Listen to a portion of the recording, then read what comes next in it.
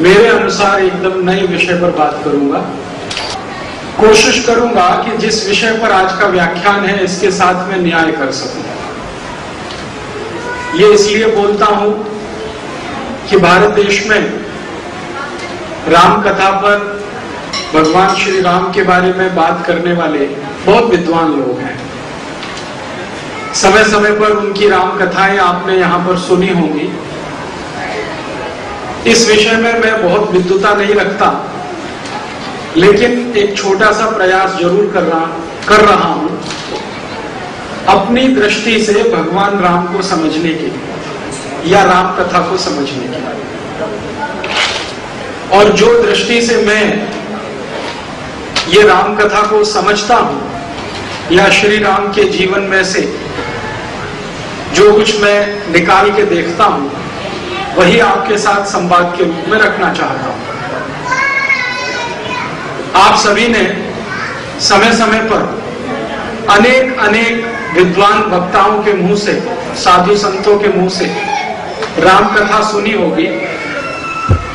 इस राम कथा के आधार हमारे देश में ज्यादातर जो हैं वो एक महान कवि गोस्वामी तुलसीदास द्वारा लिखित रामचरितमानस और उतने ही एक महान कवि वाल्मीकि द्वारा लिखित रामायण रहा है।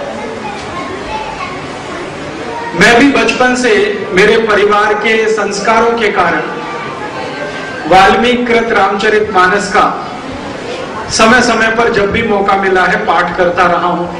मेरी मां नियमित रूप से हर दिन सुंदरकांड का पाठ करती है, नियमित रूप से। उनका भोजन करने का समय सुंदरकांड के पाठ के बाद ही होता है। तो बचपन से मैं उनको सुंदरकांड पढ़ते देखता रहा हूं और कानों में वो सुंदरकांड की चौपाइयां भी पढ़ती रही हैं।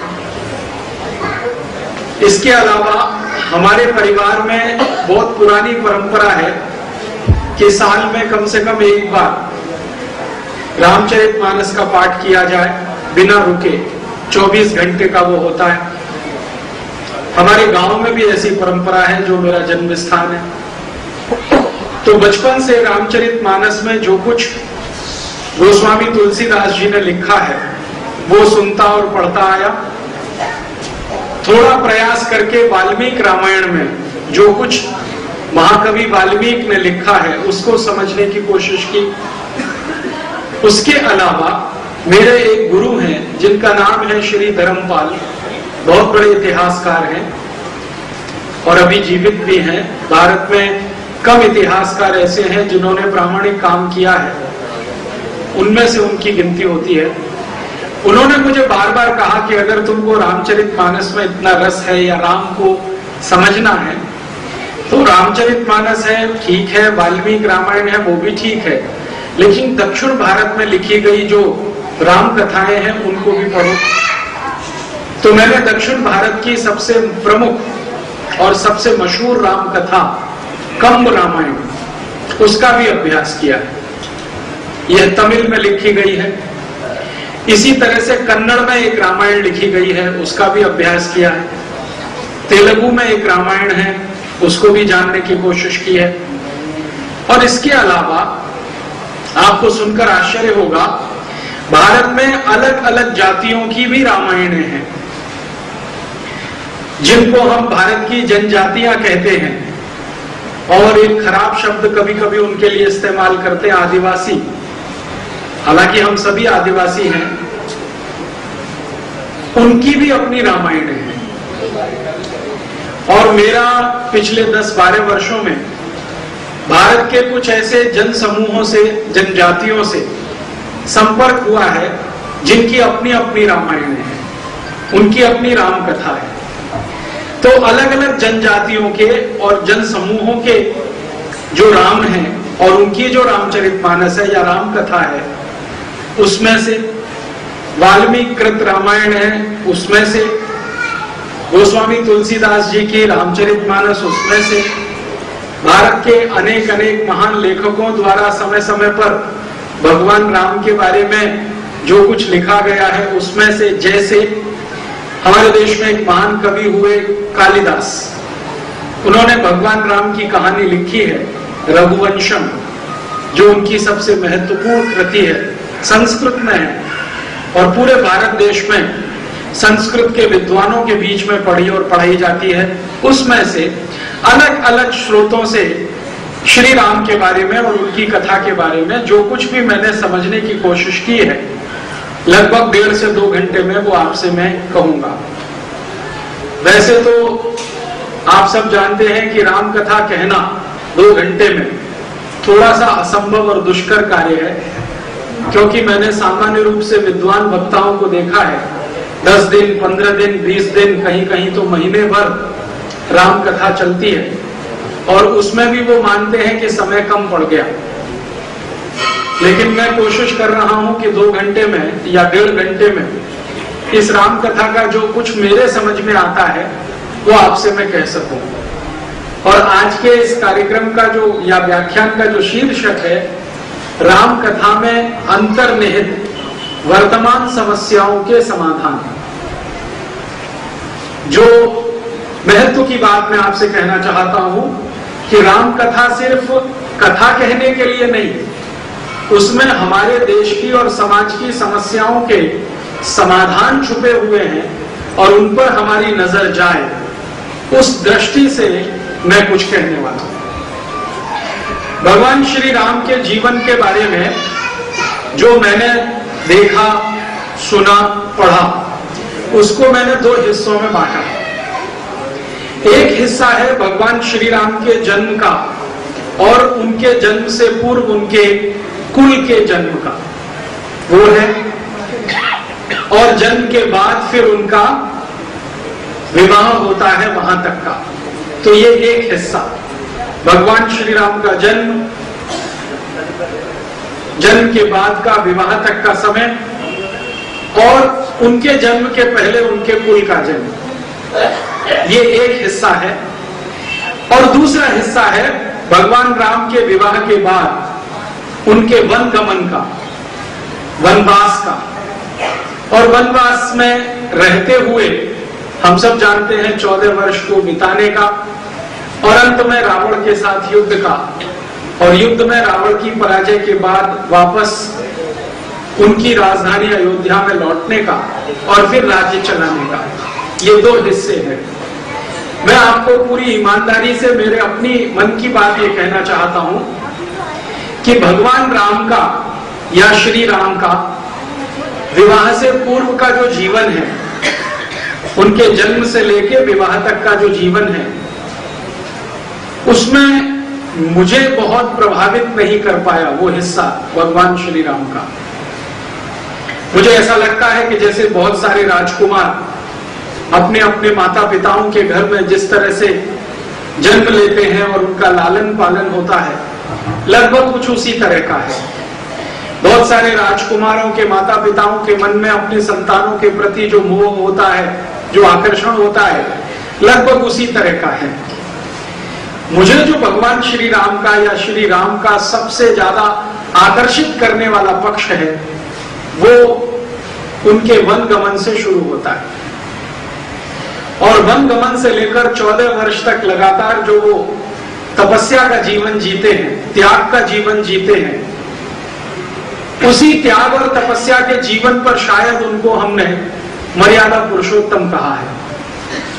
मैंने रामचरितमानस के बहुत विद्वानों से पूछा कि राम को मर्यादा पुरुषोत्तम किस हिसाब और किस आधार पर कहा जाता है, तो उन्होंने कहा कि उन्होंने जो त्याग किया और समाज के लिए जो आदर्श प्रस्तुत किया, उसके आधार पर कहते हैं, इसमें सब एक मत है।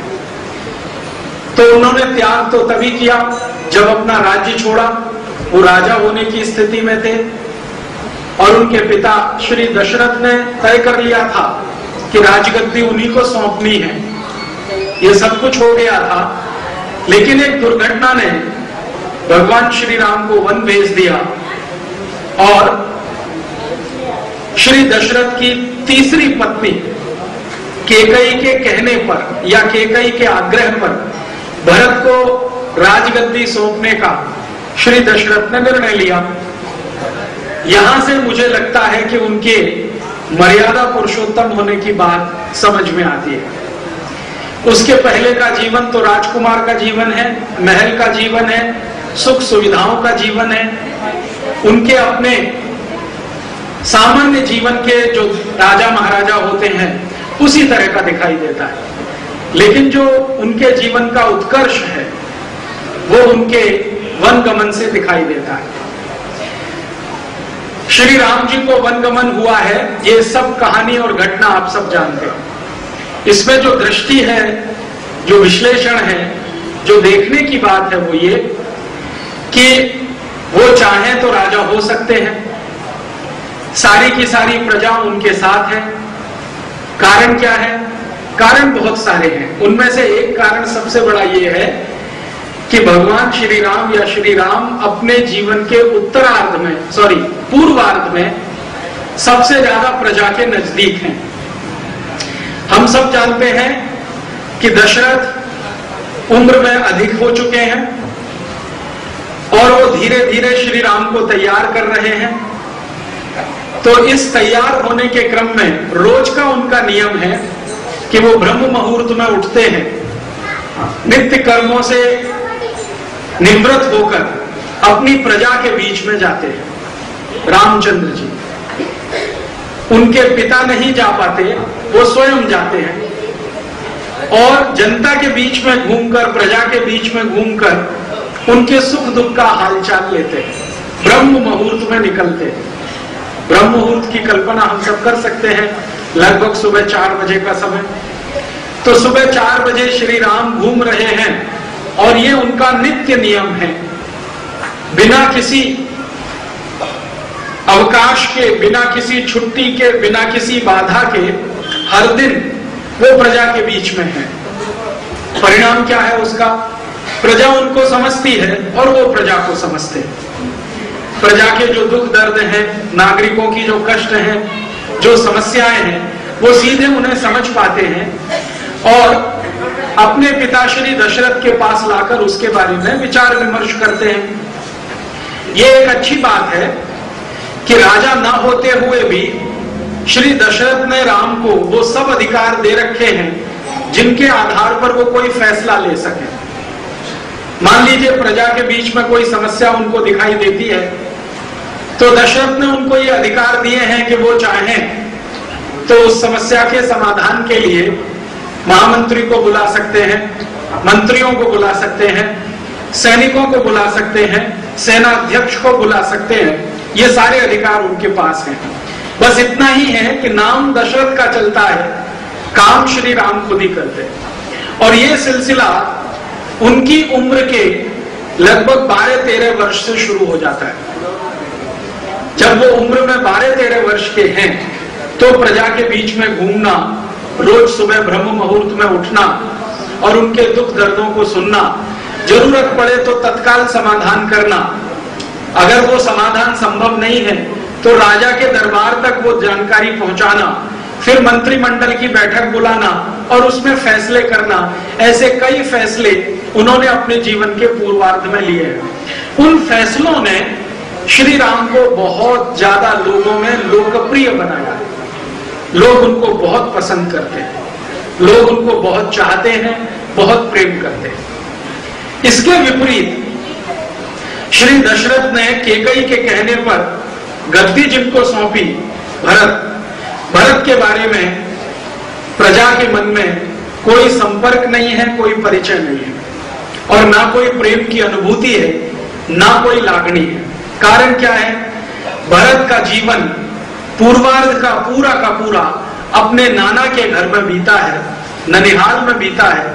इसलिए भरत का अयोध्या के नागरिकों से, उनके साथ 2-4 दिन रह के वापस ननिहाल में चले जाते हैं। केकई का बहुत जबरदस्त आग्रह है कि भरत का लालन पालन ननिहाल में ही हो। हम सब जानते हैं ये कहानी कि केकई ने एक समय दशरथ से ये वचन ले लिया कि जब राजगद्दी सौंपने की बात आएगी तो मेरा बेटा ही राजा बनेगा। और भरत ने श्री दशरथ ने किसी भावावेश में किसी क्षण आकर केकई को बोल दिया कि हाँ ये ठीक है। आप जानते हैं केकई राजा दशरथ की तीसरी पत्नी है। तो और राजा दशरथ का थोड़ा अनुराग उनके प्रति ज्यादा है, ये स्वयं दशरथ बार बार स्वीकार करते हैं। कौशल्या और सुमित्रा की तुलना में केकई के प्रति दशरथ के मन में बहुत अनुराग है।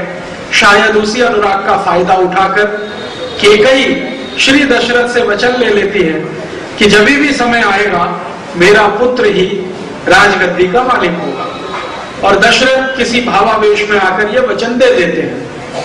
अब ये वचन देने की कहानी अलग अलग रामायणों में अलग अलग है। जैसे हम रामचरितमानस और वाल्मीकि रामायण की बात करें तो किसी युद्ध की चर्चा आती है कि कोई युद्ध में दशरथ गए हैं, दशरथ के साथ केकई भी गई है, उस युद्ध में दशरथ की जान केकई ने बचाई है, और उस जान को बचाने के संदर्भ में दशरथ ने उनको वचन दे दिया है, और उस वचन के बदले में केकई ने राजगद्दी भरत के लिए मांग ली है। ये एक है। दक्षिण की जो राम कथाएं हैं उनमें कुछ दूसरी बात है। उनमें ये बात है कि दशरथ बहुपत्नी प्रथा को मानने वाले व्यक्ति हैं। बहुपत्नी माने आप समझते हैं एक से अधिक पत्नियां रखना।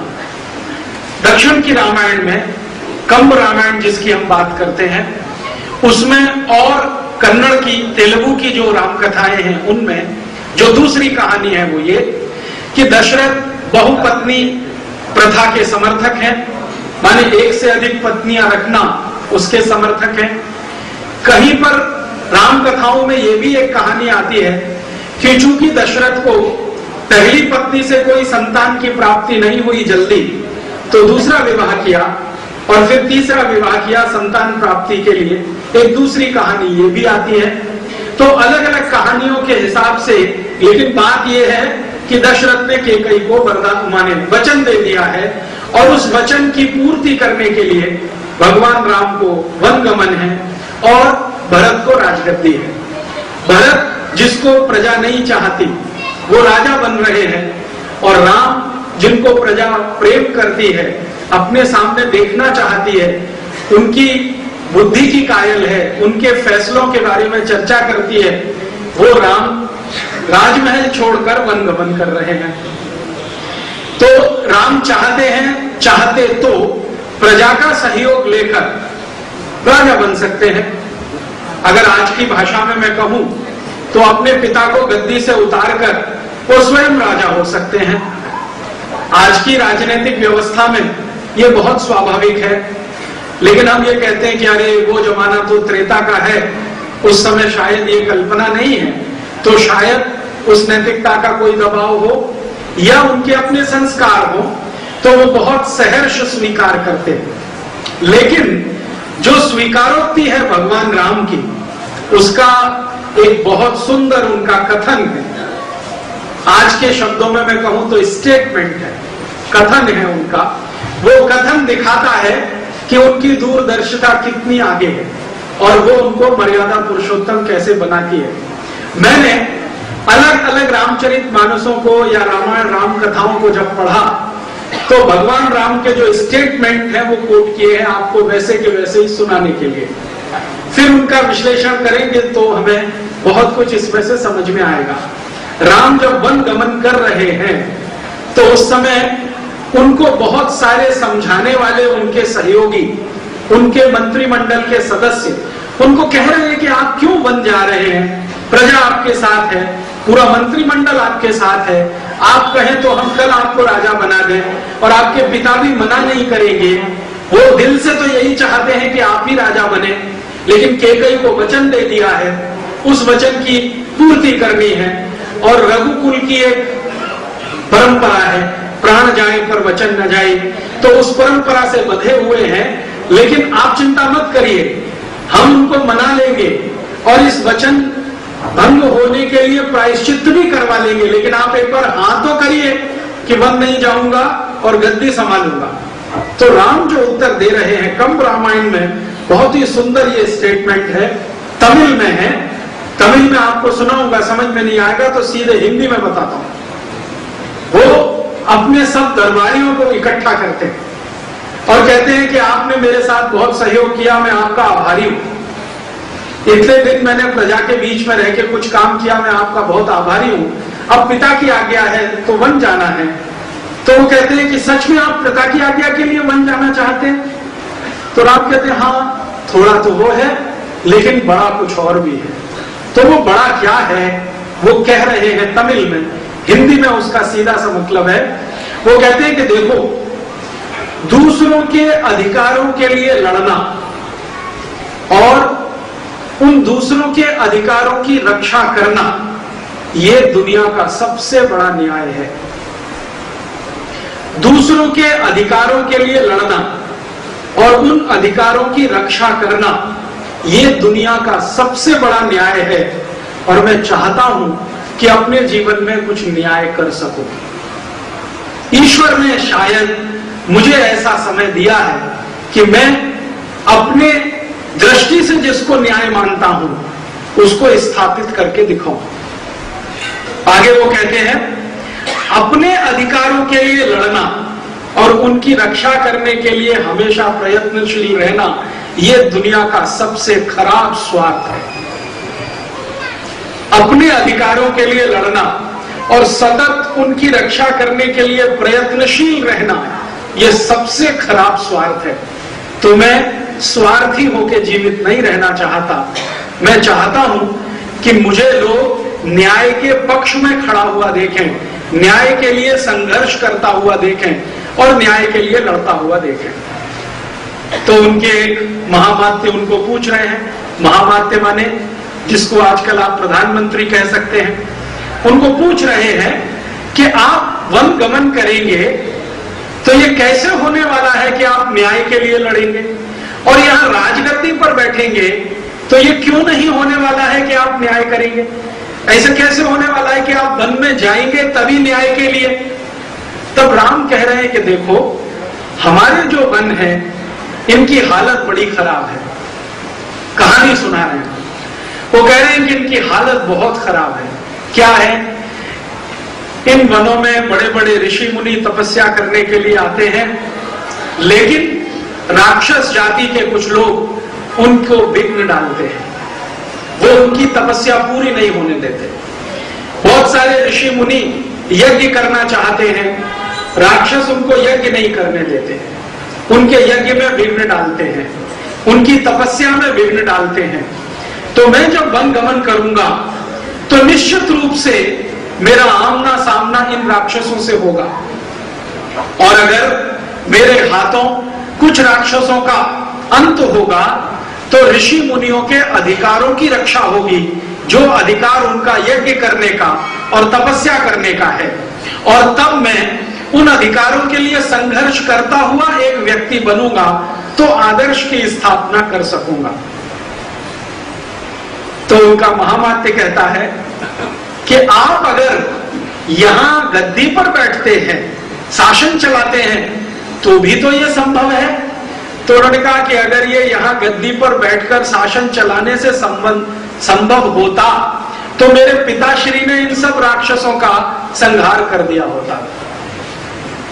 मेरे पिताश्री इतने वर्षों से राजा हैं, और छोटे मोटे राजा नहीं, चक्रवर्ती राजा हैं। तो मेरे पिताश्री इतने वर्षों से हैं, फिर भी राक्षस इन ऋषि मुनियों को परेशान कर रहे हैं। और ये बात बहुत अच्छे से समझ में तब आती है जब विश्वामित्र, जो उस जमाने के बहुत महान ऋषियों में एक हैं, वो आते हैं दशरथ के पास राम को मांगने के लिए कि भाई अपना पुत्र दे दो, जरा मुझे अपना यज्ञ संपन्न कराना है, और राक्षस जो विघ्न डाल रहे हैं उनका अंत करवाना है। तो राम कह रहे हैं कि अगर मेरे पिता में ऐसा तेजस्विता होती तो इन राक्षसों को तो अब तक समाप्त कर दिया होता। पिता कभी जाते नहीं गद्दी छोड़कर, वो राजमहल में ही रहते हैं, और राक्षसों को मालूम है कि इनकी शक्ति राजमहल तक ही सीमित है, इसलिए वो जंगल में जो मन में आता है वैसा दुर्व्यवहार ऋषियों के साथ करते हैं। तो वो अपने मंत्रिमंडल को संतुष्ट करते हैं कि देखो, मैं जब वन पहुंचूंगा तभी ये संभव है, यहाँ राजमहल में रहकर संभव नहीं है। तो एक दिन महामात्य फिर, माने एक क्षण के बाद फिर महामात्य कहते हैं कि मुझे ऐसा लगता है कि आप अपनी सेना को आदेश करें, आपकी सेना माने अयोध्या की सेना, आप आदेश करें ये जंगल में जाएगी और सब राक्षसों का काम तमाम कर डालेगी। तब रामचंद्र जी का दूसरा स्टेटमेंट आप सुनिए, और वो उनकी मर्यादा पुरुषोत्तम होने की छवि को और ऊंचा बनाता है। वो क्या कह रहे हैं? बहुत अच्छी बात वो कह रहे हैं। वो ये कह रहे हैं कि देखो, यह महल में रहते हुए मैं शासन करूंगा तो वो शासन सुख और सुविधाओं से पूरा भरा होगा, सुख और सुविधाओं से पूरा भरा होगा। और जब राजा सुख और सुविधाओं में डूबा हुआ हो तो प्रजा के कष्ट का अनुभव नहीं कर सकता। राजा जब सुख और सुविधा में डूबा हुआ हो तो प्रजा के कष्ट का अनुभव नहीं कर सकता। जब राजा उन्हीं कष्टों में डूबता है जिनमें प्रजा डूबी हुई है, तब उसको अंदाजा लगता है कि दुख कितना बड़ा है और समस्या कितनी गंभीर है। वो कह रहे हैं कि यहां मैं रहूंगा, राजगद्दी पर बैठूंगा, अच्छे पलंग पर सोऊंगा, दास दासियां मेरी सेवा में रहेंगे, तो ये सारा सुख सुविधा मुझे दुख का अनुभव नहीं होने देगा। मुझे अगर प्रजा के दुखों का अनुभव करना है तो उनके बीच में जाके उनके ही तरीके से रहना होगा, तब मुझे अंदाजा लगेगा कि मेरे राज्य की प्रजा कितने दुखों का सामना कर रही है। ये दूसरा स्टेटमेंट है जो उनके मर्यादा पुरुषोत्तम होने की छवि को और ऊंचा कर देता है। पहली बात कि दूसरों के अधिकारों के लिए लड़ना और उसके लिए संघर्ष करना यही न्याय है। अपने अधिकारों की रक्षा करने के लिए प्रयत्नशील होना दुनिया का सबसे खराब स्वार्थ है। और उसके बाद कि जब मैं वन में जाऊंगा तो प्रजा के कष्ट मेरे कष्ट होंगे, मुझे उसका अनुभव गहराई से होगा, तो समाधान करने के लिए भी मैं ज्यादा ताकत से प्रस्तुत हो पाऊंगा। इसके बाद किसी महामात्य की हिम्मत नहीं वो उनसे संवाद कर सके। तो वो कहते हैं कि अच्छा ठीक है, आपने तय कर लिया है, आप जा रहे हैं, है कि आप अकेले जाएंगे या आपके साथ कोई और भी जाएगा?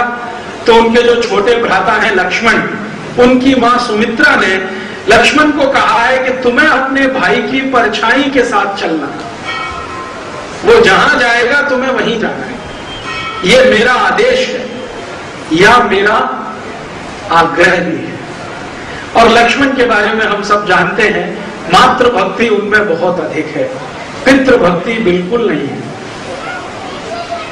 रामचरितमानस में तो गोस्वामी तुलसीदास ने चूंकि भगवान को आराध्य माना है, इसलिए नकारात्मक उनके बारे में कहना और लिखना उनके लिए असंभव है। लेकिन वाल्मीकि रामायण में तो थोड़ी छूट है महर्षि वाल्मीकि को, और कंब रामायण में तो बहुत कुछ है।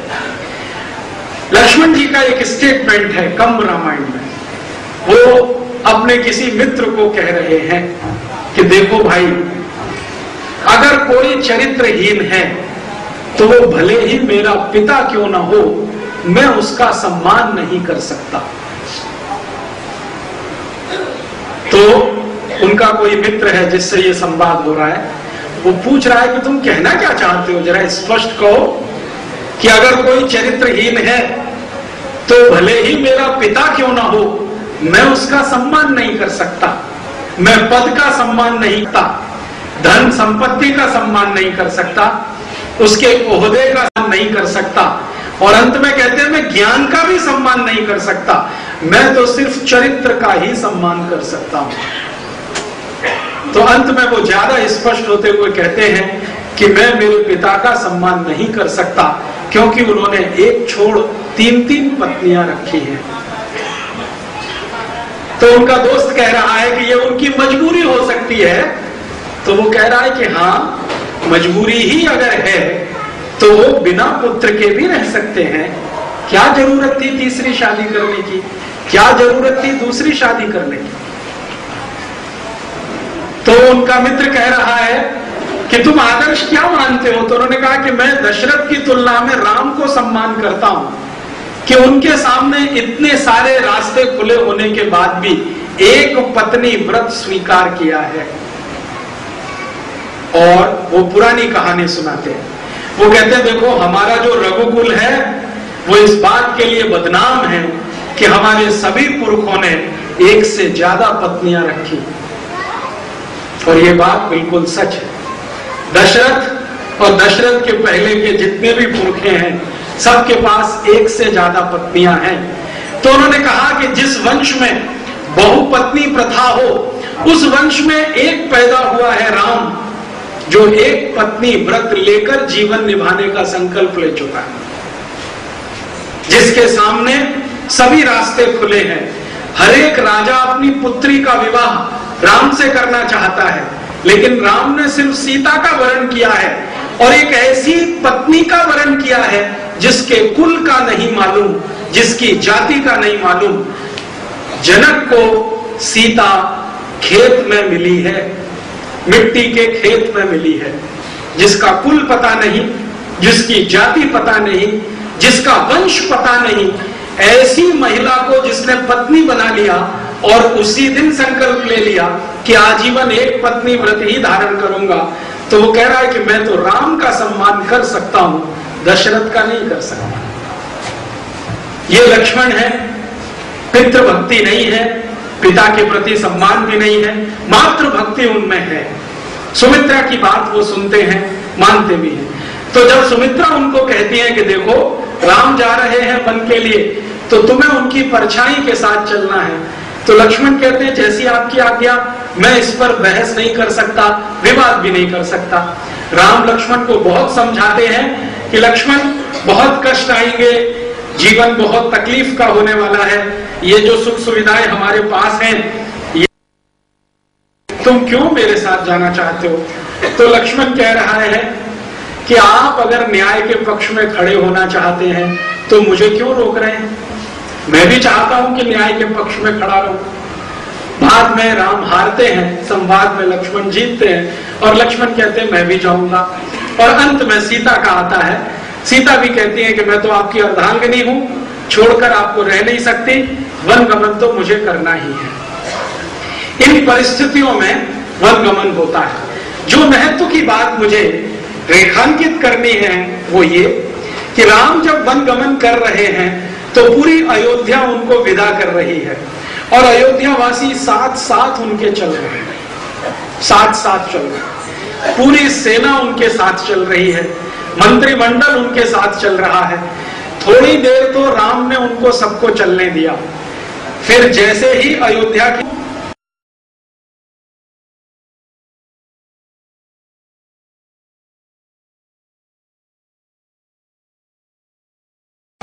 कि इसके आगे आपका अधिकार क्षेत्र खत्म हो जाता है, अब आपका राज्य नहीं है, अब तो राक्षसों का राज्य है, इसमें आपका प्रवेश नहीं होगा। तो राम ने सारी सेना को वापस किया है, सारे मंत्रियों को वापस किया है, सारे सहयोगियों को वापस किया है, और सीता और लक्ष्मण वही तीन वन के लिए प्रस्थान करते हैं। यहां जो समझने की बात है वो ये कि अगर वो चाहते तो पूरा लश्कर लेकर जाते, पूरी सेना लेकर जाते, पूरे सहयोगियों को लेकर जाते, और सब कुछ सुख सुविधाएं साथ में चल सकते थे। रथों में उनके लिए बहुत भोजन चल सकता था, भोजन बनाने वाले रसोइये चल सकते थे, दास दासियां चल सकते थे, धन संपत्ति रखी जा सकती थी, पूरी सेना की सेना उनके साथ जा सकती थी, लेकिन सबको वापस किया है। धन संपत्ति नहीं चाहिए, दास दासियां नहीं चाहिए, सेना भी नहीं चाहिए, वन गमन कर रहे हैं तो जो कुछ वन में मिलेगा वही खाएंगे, जैसा रहने को मिलेगा वैसे ही रहेंगे, जो परिस्थितियां होंगी उन्हीं के बीच में से रास्ता बनाएंगे। तब समझ में आता है कि उनके मन में कोई बहुत बड़ा संकल्प है, और वो संकल्प उनके कथन से सिद्ध होता है कि प्रजा के दुखों का सही ज्ञान तभी होता है जब आप प्रजा के जैसा जीवन जिए। तो वो प्रजा के दुखों का ज्ञान करना चाहते हैं, शायद उनके मन में कोई आदर्श राज्य स्थापित करने की कल्पना है जिसमें प्रजा के दुख समाप्त हो सके और कोई ऐसा राज्य बन सके जहां की प्रजा को कोई दुख ही ना हो। तो वो सबको वापस करते हैं, विदा करते हैं, और अकेले वनगमन उनका होता है। अकेले से मतलब लक्ष्मण जी और उनकी धर्मपत्नी सीता के साथ। में जो जो घटनाएं घटित हुई हैं वो आपने सबने बार बार पढ़ी होगी, सुनी होगी। उन घटनाओं के बीच में जो अंतर्निहित दृष्टि है वो मैं आपसे रखना चाहता हूं। जितना उनका वनवास का समय है, लगभग 14 साल का, उसमें से शुरू के जो 12 वर्ष हैं, इन 12 वर्षों में उनकी कई राक्षसों के साथ मुठभेड़ होती है।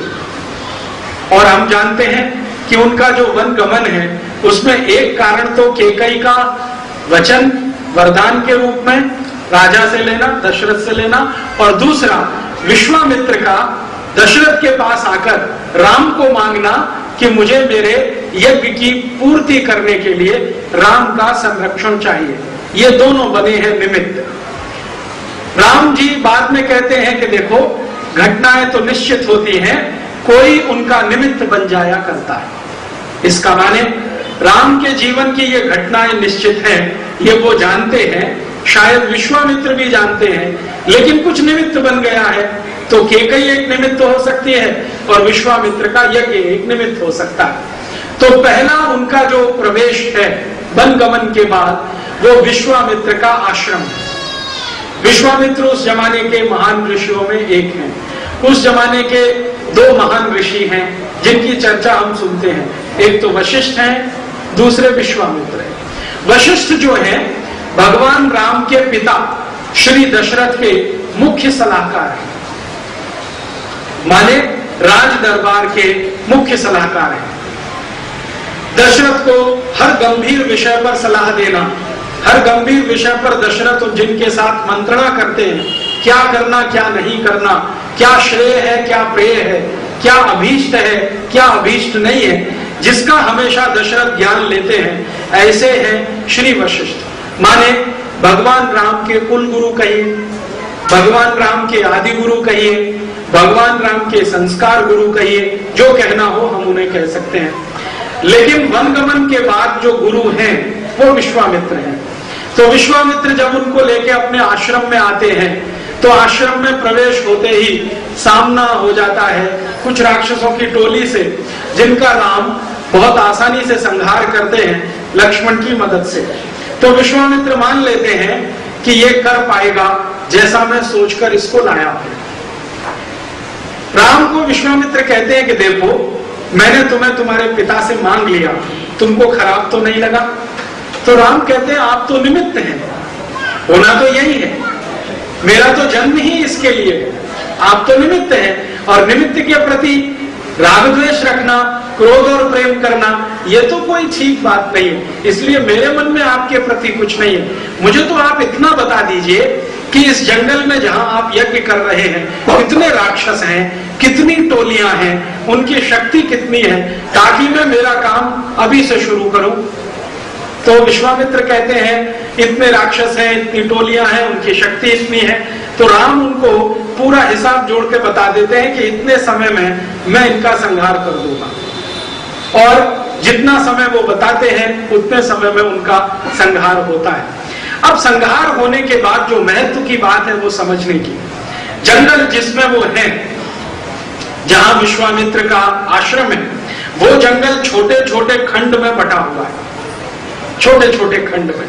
जैसे एक राज्य छोटे छोटे जिलों में बटा होता है, ऐसे एक बड़ा जंगल छोटे छोटे खंडों में बटा हुआ है। इन सभी खंडों के अपने अपने राजा हैं और उनकी अपनी अपनी सेना है। सभी खंडों अलग अलग खंडों के नाम हैं, तो सभी खंडों के अपने अपने राजा हैं, उनकी अपनी अपनी सेना है, लेकिन किसी भी राजा की हिम्मत नहीं है राक्षसों से लड़ने की।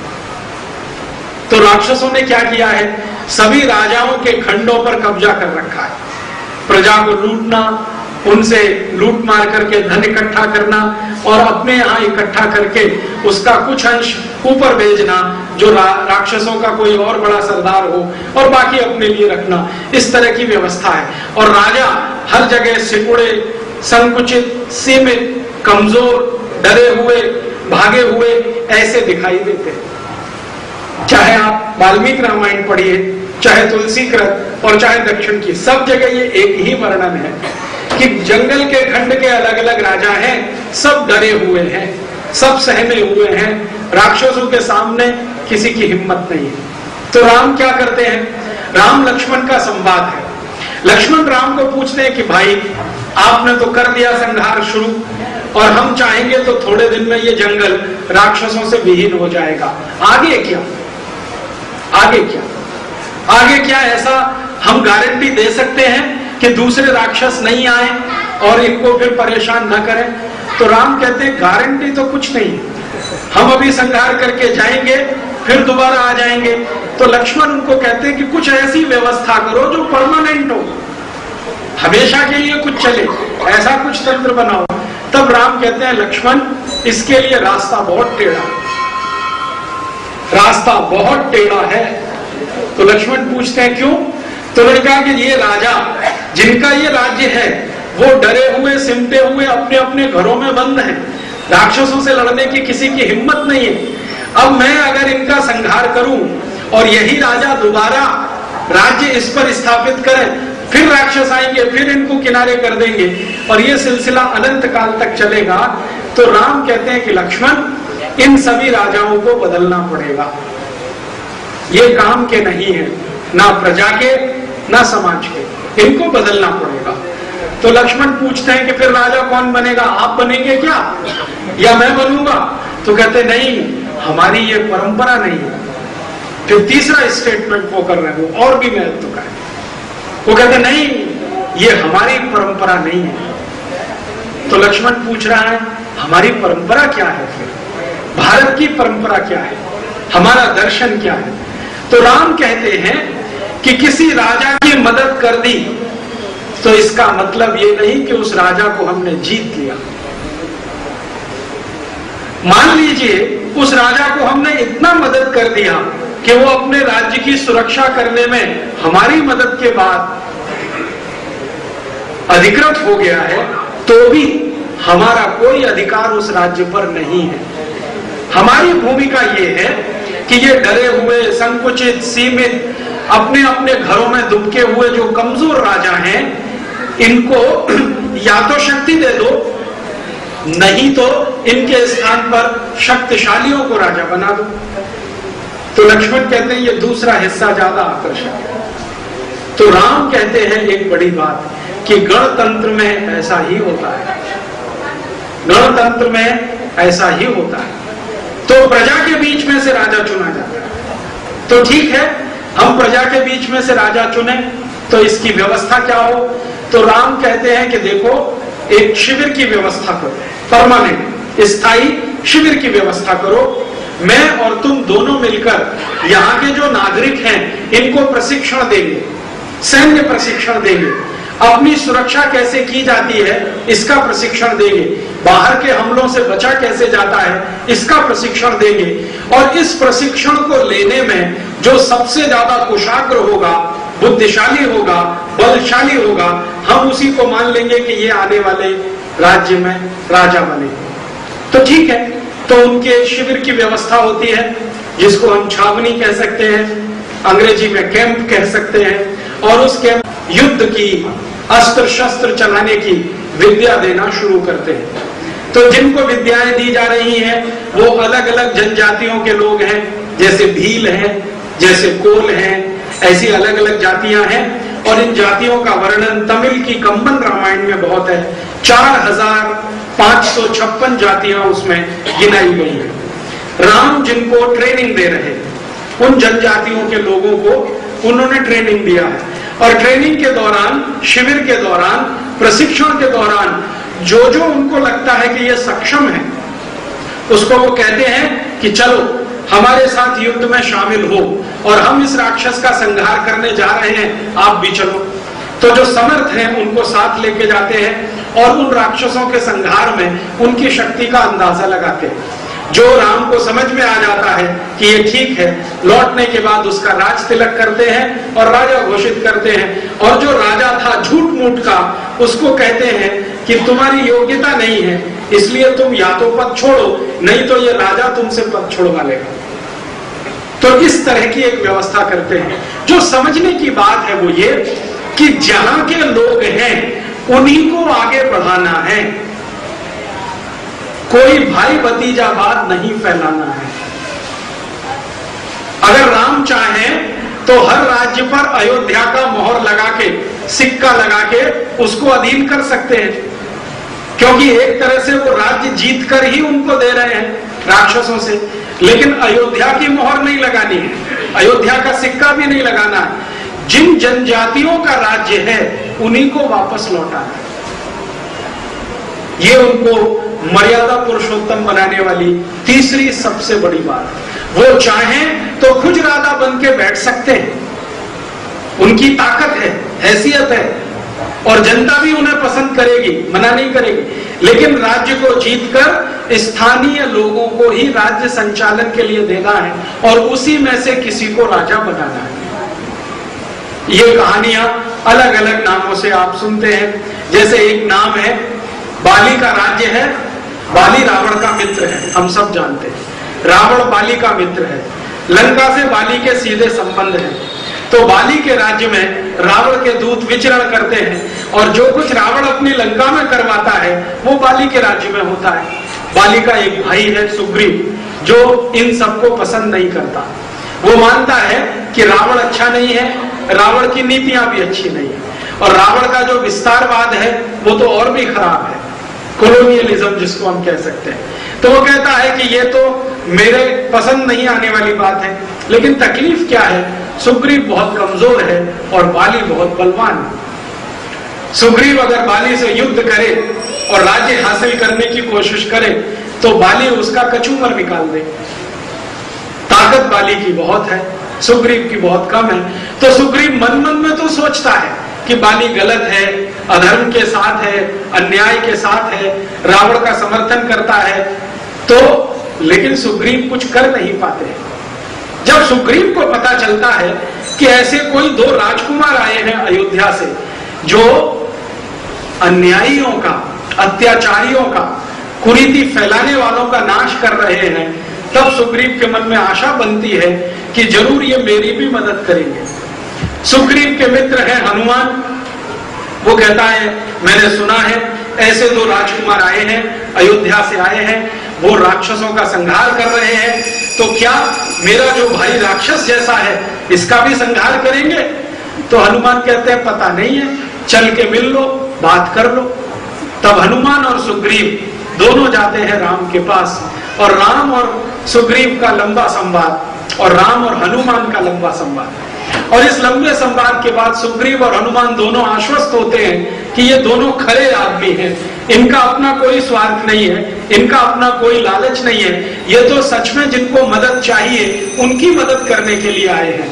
तब सुग्रीव अपनी कहानी सुनाता है कि मेरा एक भाई है बाली, बहुत आताताई है, अत्याचारी है, रावण के साथ में है, कुरीतियों का पालन करता है, अनीतियों को फैलाता रहता है, अत्याचार अन्याय प्रजा पर बढ़ाता रहता है, जबरदस्ती टैक्स वसूलता है, सब लोग उससे परेशान हैं, पूरे राज्य में व्यभिचार फैला रखा है, वैश्यावृत्ति और मदिरा गांव गांव मिल रही है।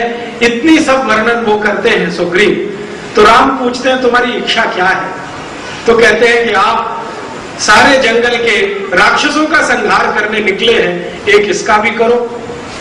तो सुग्रीव को वचन दे दिया हुआ कि ठीक है, अगर ये बात सत्य है कि तुम्हारा भाई ऐसा है तो ये तय मानो कि उसका संहार मेरे ही हाथों होगा।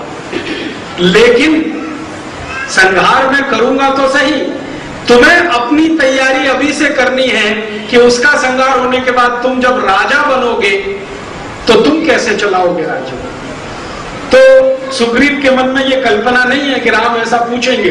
वो तो ये सोच के आया है कि ये अगर बाली का संहार करेंगे तो राम राजा बनेंगे, मैं उनका प्रधानमंत्री बन जाऊंगा। उसके मन में यह कल्पना नहीं है कि राम ही कहेंगे कि राजा भी तुम्हें बनना है, प्रधानमंत्री तुम्हें बनना। तो सुग्रीव थोड़ा सकपका जाता है, फिर कहता मैं हनुमान से जरा विचार विमर्श कर लूं।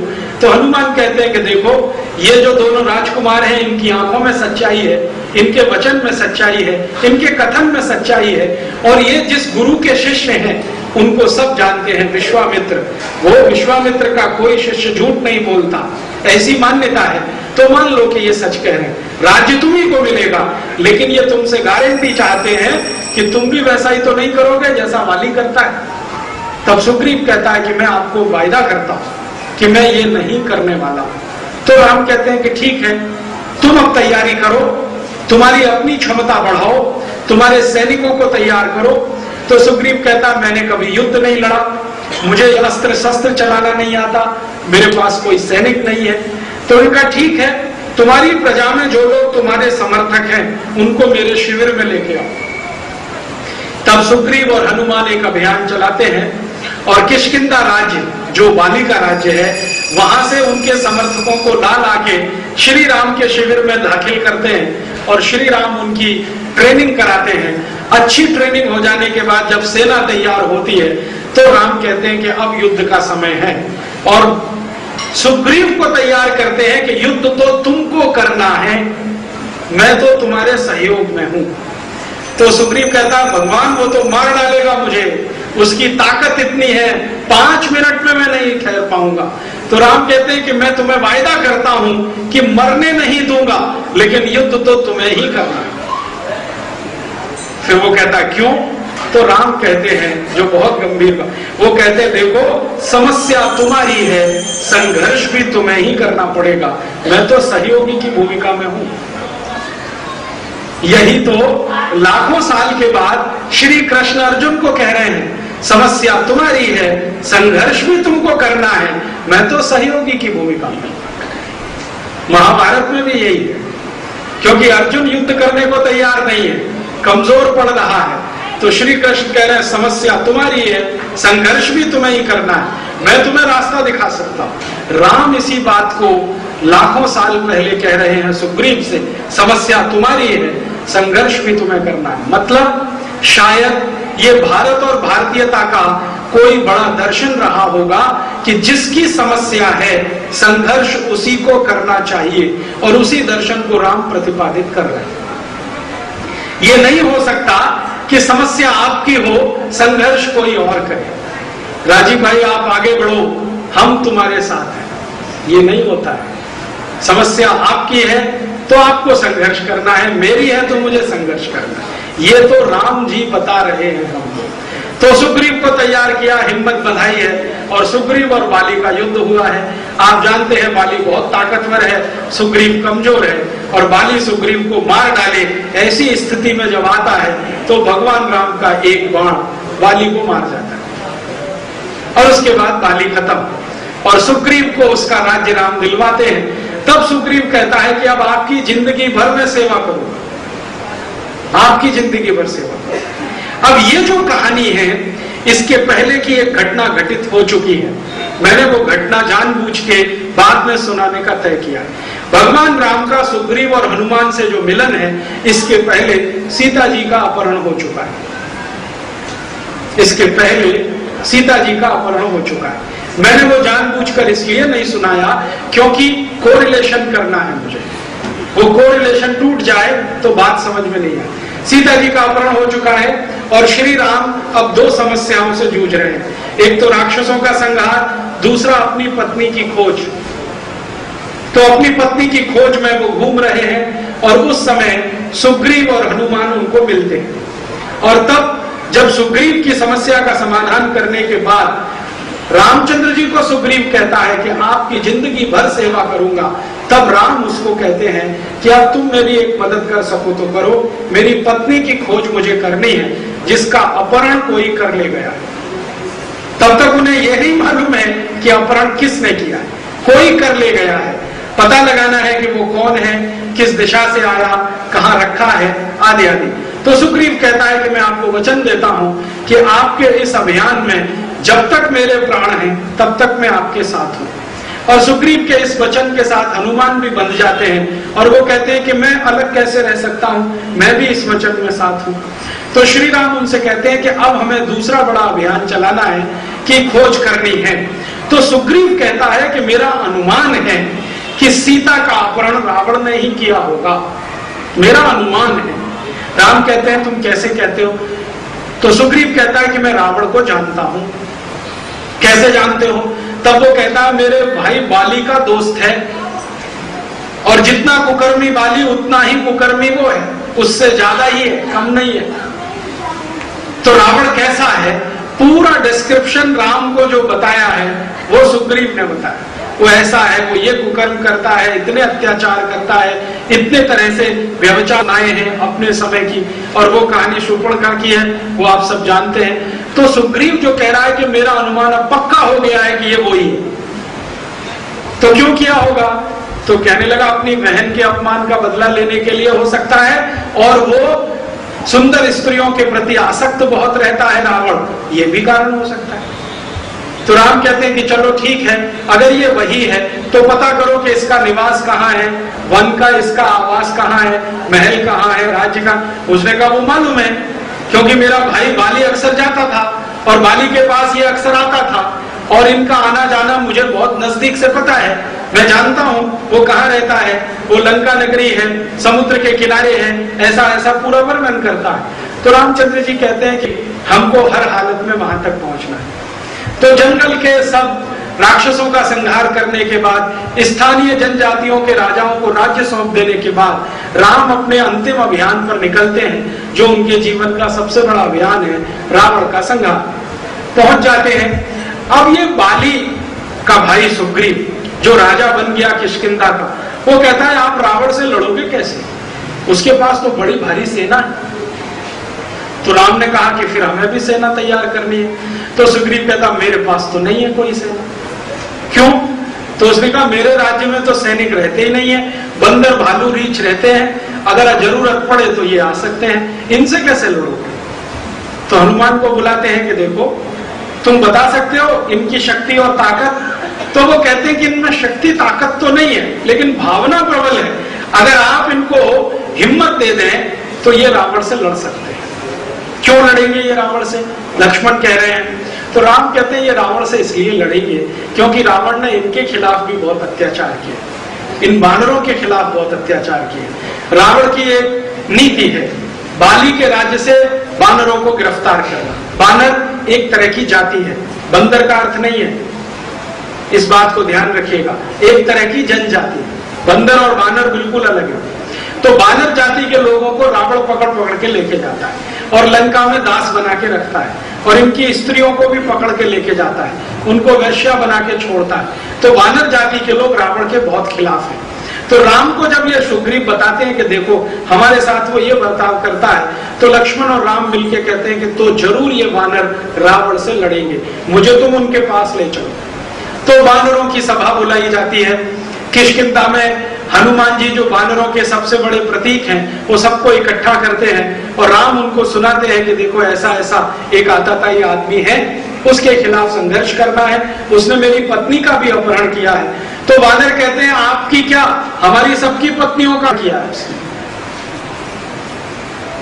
लेकिन आप अगर तैयार हैं लड़ने को तो हम भी आपके साथ हैं, तो चलो। तो तैयारी होती तो हम भी आपके साथ हैं, तो चलो। तो तैयारी होती है और राम श्री राम उन सीधे साधे बानरों में जो राक्षसों का भी प्रतिरोध नहीं कर पाते हैं, शक्ति भरने का काम करते हैं, अस्त्र शस्त्र चलाना सिखाते हैं, अस्त्र शस्त्र से उनको सज्जित करते हैं। और अस्त्र शस्त्र से जब सज्जित उनको कर रहे हैं और अस्त्र शस्त्र चलाना सिखा रहे हैं, उसी दौर में सुग्रीव और राम का बार बार संवाद हुआ है। कंब रामायण में एक बहुत सुंदर स्टेटमेंट है, वो भी मैं आपको सुनाता हूँ। सुग्रीव पूछ रहा है एक दिन राम से कि आपने मेरा राज्य बाली से जीतकर मुझे दिया, अब मेरे मन में तो वैराग्य पैदा हो रहा है, मैं क्या करूं? राज्य छोड़ के मैं जाना चाहता हूं। तो राम जो उसको उत्तर दे रहे हैं, देखो राज्य क्यों स्थापित किया जाता है, राज्य की स्थापना के पीछे कारण क्या होता है और उद्देश्य क्या होते हैं। तो कहते हैं अपनी प्रजा को आर्थिक लूट से बचाने के लिए राजनीतिक सत्ता स्थापित करनी पड़ती है।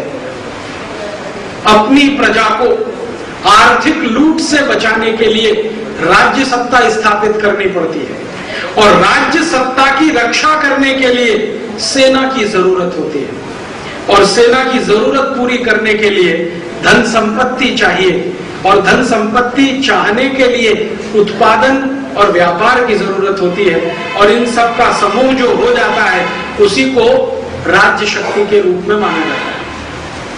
तो सुग्रीव कह रहे हैं कि देखो हमको सेना चाहिए, इसके लिए हमको राज्य की लूट बंद करानी है, इसके लिए राज्य सत्ता आसानी से हम पालन कर सकें। तो वो सुग्रीव से कहते हैं कि तुम्हारे लिए छुटकारा नहीं है कि तुम वैराग्य धारण करो और चले जाओ, अब तो तुम्हें ये चलाना है और आगे बढ़ाना है। तो राज्य स्थापित करने के पीछे का जो कॉन्सेप्ट है वो श्री राम उनको समझाते हैं। आर्थिक लूट से बचने के लिए राज्य चाहिए, राज्य की रक्षा के लिए सेना चाहिए, सेना के लिए धन संपत्ति चाहिए और धन संपत्ति इकट्ठा करने के लिए राज्य में उद्योग और व्यापार चाहिए। ये पूरा एक चक्र है और वो राम कहते हैं कि इसमें से अगर कुछ भी निकल गया तो सब चला जाए।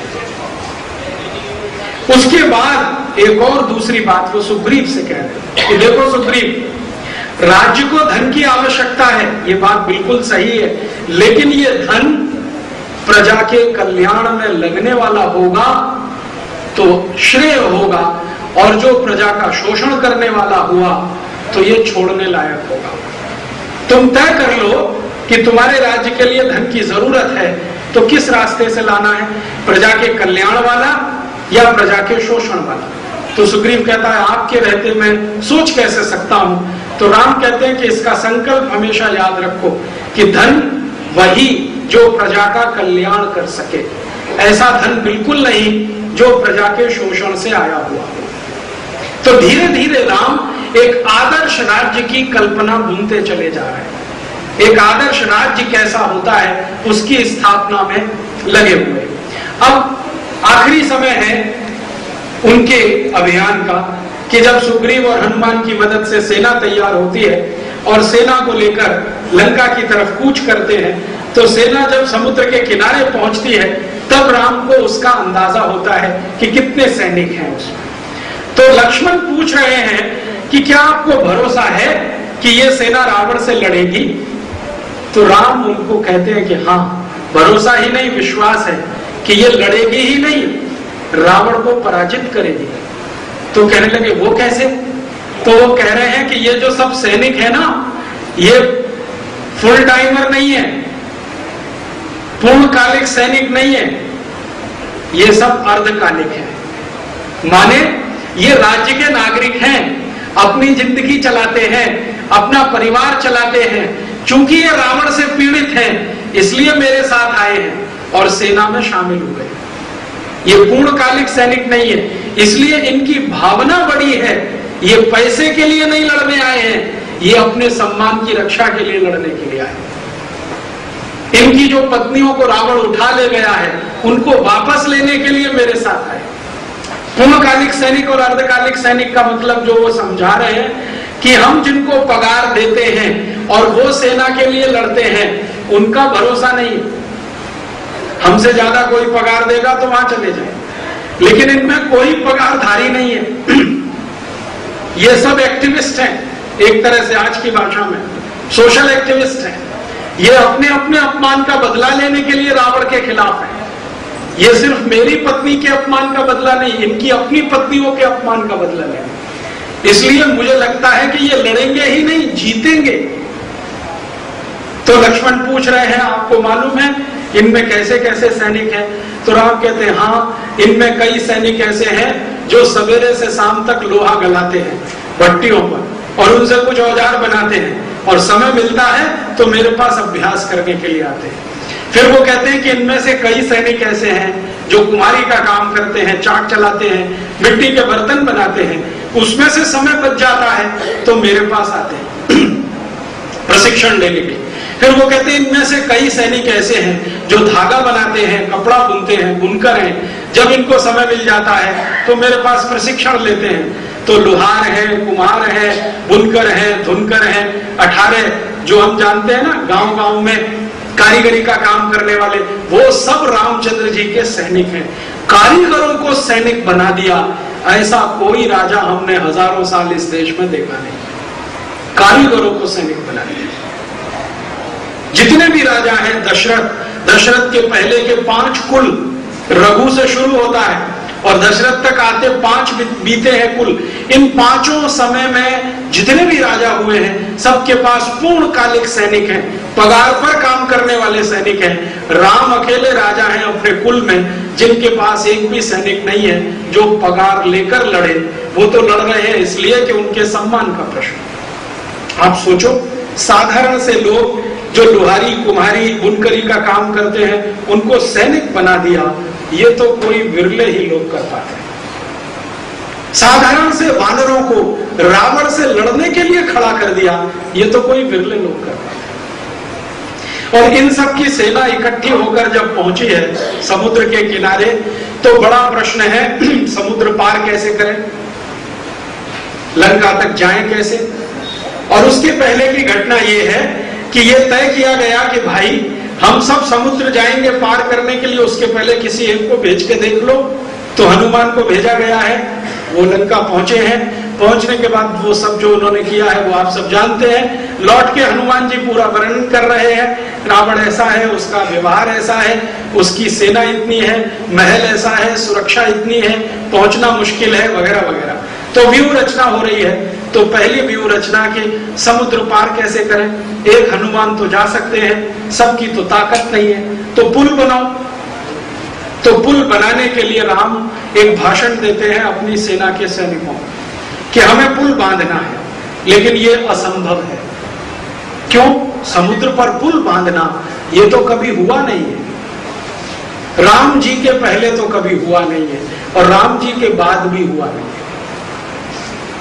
पूरी दुनिया में समुद्र पर पुल बांध दिया हो ऐसी कोई घटना नहीं है। और बचपन में मैं सुना करता था, हमारे भारत में कुछ ऐसे लोग हैं जो अपने आप को अथीस्ट कहते हैं। अथीस्ट समझते हैं? नास्तिक, जो भगवान को नहीं मानते, ईश्वर को नहीं मानते, राम को नहीं मानते, रामचरितमानस को नहीं मानते। वो ये कहते हैं ये सब कल्पना है, कपोल कल्पना है। ऐसे बहुत लोग हैं। उनमें से हमारे एक टीचर भी थे, हिंदी पढ़ाते थे हमको, और एकदम नास्तिक। और आप जानते हैं कि हिंदी में तो ये सब आता ही है, रामचरितमानस भी आता था, हमें पढ़ना पड़ता था, और 10 नंबर का सवाल भी आता था उस पर। तो उन्हें वो रामचरितमानस पढ़ानी भी पड़ती थी। तो वो पढ़ाते जाते थे, अंत में एक लाइन जोड़ देते थे, ये सब कल्पना है, ये सब कल्पना है। अब एक दिन हम सब पढ़ रहे थे यही कि भगवान राम ने पुल बांधा। तो पुल बांधा तो उसका वर्णन तो बहुत विस्तार से, मैं तो आपको संक्षेप में बता रहा हूं। तो वो हमारे जो प्रोफेसर साहब कहने लगे ये बिल्कुल असंभव है, कभी किसी ने पुल बांधा नहीं, और पुल बंधे समुद्र पर, ये हो नहीं सकता। विज्ञान से ये सहमत नहीं, माने विज्ञान से सम्मत नहीं है, विज्ञान इसकी परमिशन नहीं देता कि पुल बन जाए किसी समुद्र में। तो उस समय मुझे तो कुछ समझता नहीं था, और बात तो उनकी याद थी मुझे।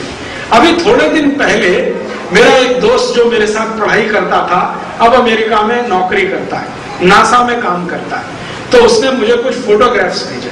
उसने कहा देखो हमारे नासा के सैटेलाइट में कुछ फोटोग्राफ्स उतारे हैं जो तुम्हारे बहुत काम के हैं। तो मुझे मालूम नहीं था कि वो फोटोग्राफ्स का विषय क्या है, लेकिन जब वो आए मेल के द्वारा और मैंने मेरा मेल बॉक्स खोला तो मुझे बहुत आश्चर्य हुआ कि वो फोटोग्राफ 5,13,000 वर्ष पहले के,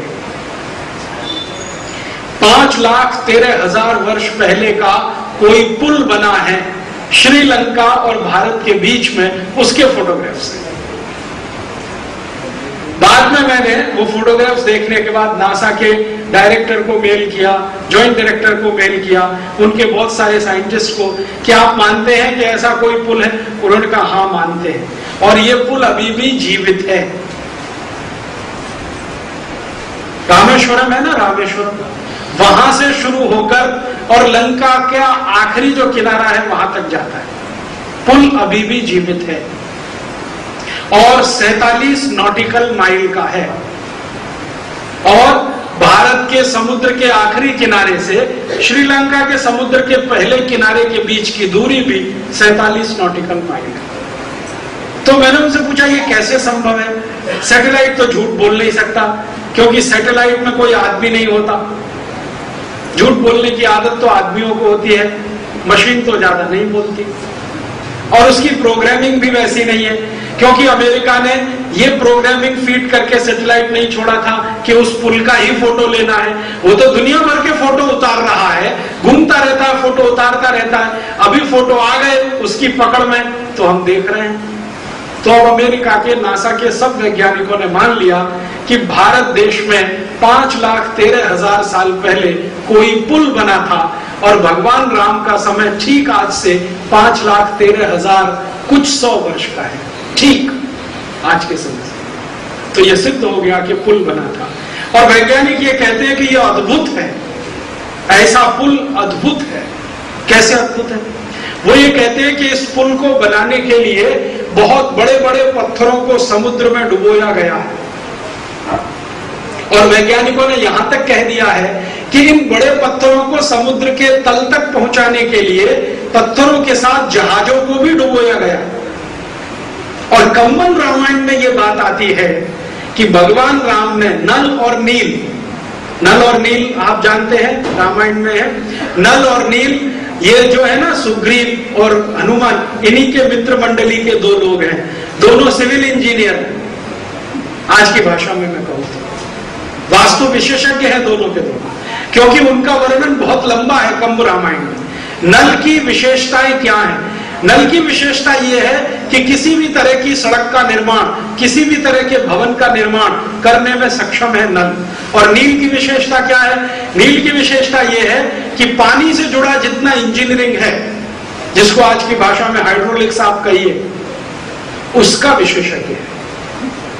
तो ये नल और नील दोनों भाई हैं और राम की सेना के सैनिक बन गए हैं, क्योंकि ये सुग्रीव के दोस्त हैं, सुग्रीव राम के साथ आ गए। तो नल और नील ने पुल की नींव रखी है, ये हमने कंब रामायण में बार बार पढ़ा है। और नासा का सैटेलाइट कहता है कि नींव रखी गई है तो कुछ जहाज पत्थर लेके स्वयं डूबे हैं, क्योंकि वो जहाज भी अभी तक वहां है नीचे उन पत्थरों के साथ। और उन जहाजों का कुछ हिस्सा निकालकर कार्बन डेटिंग किया गया तो उम्र उनकी भी 5,13,000 और कुछ 100 वर्ष निकल गए। और कंब रामायण में कंब ऋषि ने बहुत विस्तार से वर्णन किया है कि कैसे एक जहाज को राम भेज रहे हैं, उसमें पत्थर रखे हुए हैं और वो जहाज डूब रहा है, फिर उसके ऊपर दूसरा डूब रहा है, फिर तीसरा डूब रहा है, ऐसे 47 जहाज डूबे हैं, उनके पत्थर रखे गए हैं, तब जाकर एक दीवार बनी है, फिर दूसरी दीवार, फिर तीसरी दीवार, इस तरह से पुल का निर्माण हुआ है। और वो पुल पूरा होने के बाद ये जो सेना है ये उस पर से लंका गई है। पुल बनाते समय बहुत ध्यान रखा है नल और नील ने, इससे समझ में आएगा कि टेक्नोलॉजी कैसी है। नल और नील संवाद कर रहे हैं राम से कि पुल कैसा होना चाहिए, आप जरा बताइए। तो राम कहते हैं भाई तुम विशेषज्ञ हो, तुमको पता होना चाहिए कैसा होना चाहिए, तो लेकिन आप तो गूढ़ रहस्य भी जानते हैं, आप बताइए। तो राम कहते हैं देखो पुल ऐसा होना चाहिए जिस पर से मेरी पूरी सेना पार हो जाए और जरूरत पड़ने पर वापस भी लौट आए। ऐसा नहीं कि सेना पार हुई और पुल गया, जाए पूरी सेना और लौटकर वापस आए। तो नल और नील बड़े आश्चर्य में पड़ गए। वो कहते हैं कि आप ऐसा क्यों कह रहे हैं कि हमारी सेना जाए और लौट के भी वापस आए? तो राम कह रहे हैं कि मैं जिस रास्ते जा रहा हूं इसी से वापस भी आऊंगा। तो नल और नील पूछ रहे हैं कि भगवान वो तो बड़ी अच्छी नगरी है लंका, सोने की है, हीरे जवाहरात है, बहुत धन है, बहुत संपत्ति है, आपके बारे में तो मैं ये सोच रहा हूं कि आप वहां जाके रहेंगे, रावण को मारेंगे और वहीं अपना आवास बनाएंगे। तब नल नील को उन्होंने कहा है जननी जन्म भूमिश्च स्वर्गादपि गरीयसी, कि जिस भारत माता ने मुझे जन्म दिया है वो स्वर्ग से महान है। भले वहां सुविधाएं कम हैं, धन संपत्ति कम है, लेकिन मैं लौटूंगा अपनी जन्मदात्री के पास, मैं लंका में नहीं रहने वाला। इसलिए पुल बनाते समय ध्यान इस बात का रखो कि सेना जानी चाहिए और पूरी वापस आनी चाहिए, तब तक पुल टूटना नहीं चाहिए। तब नल और नील कहते हैं कि तब तो इसमें समय लगेगा।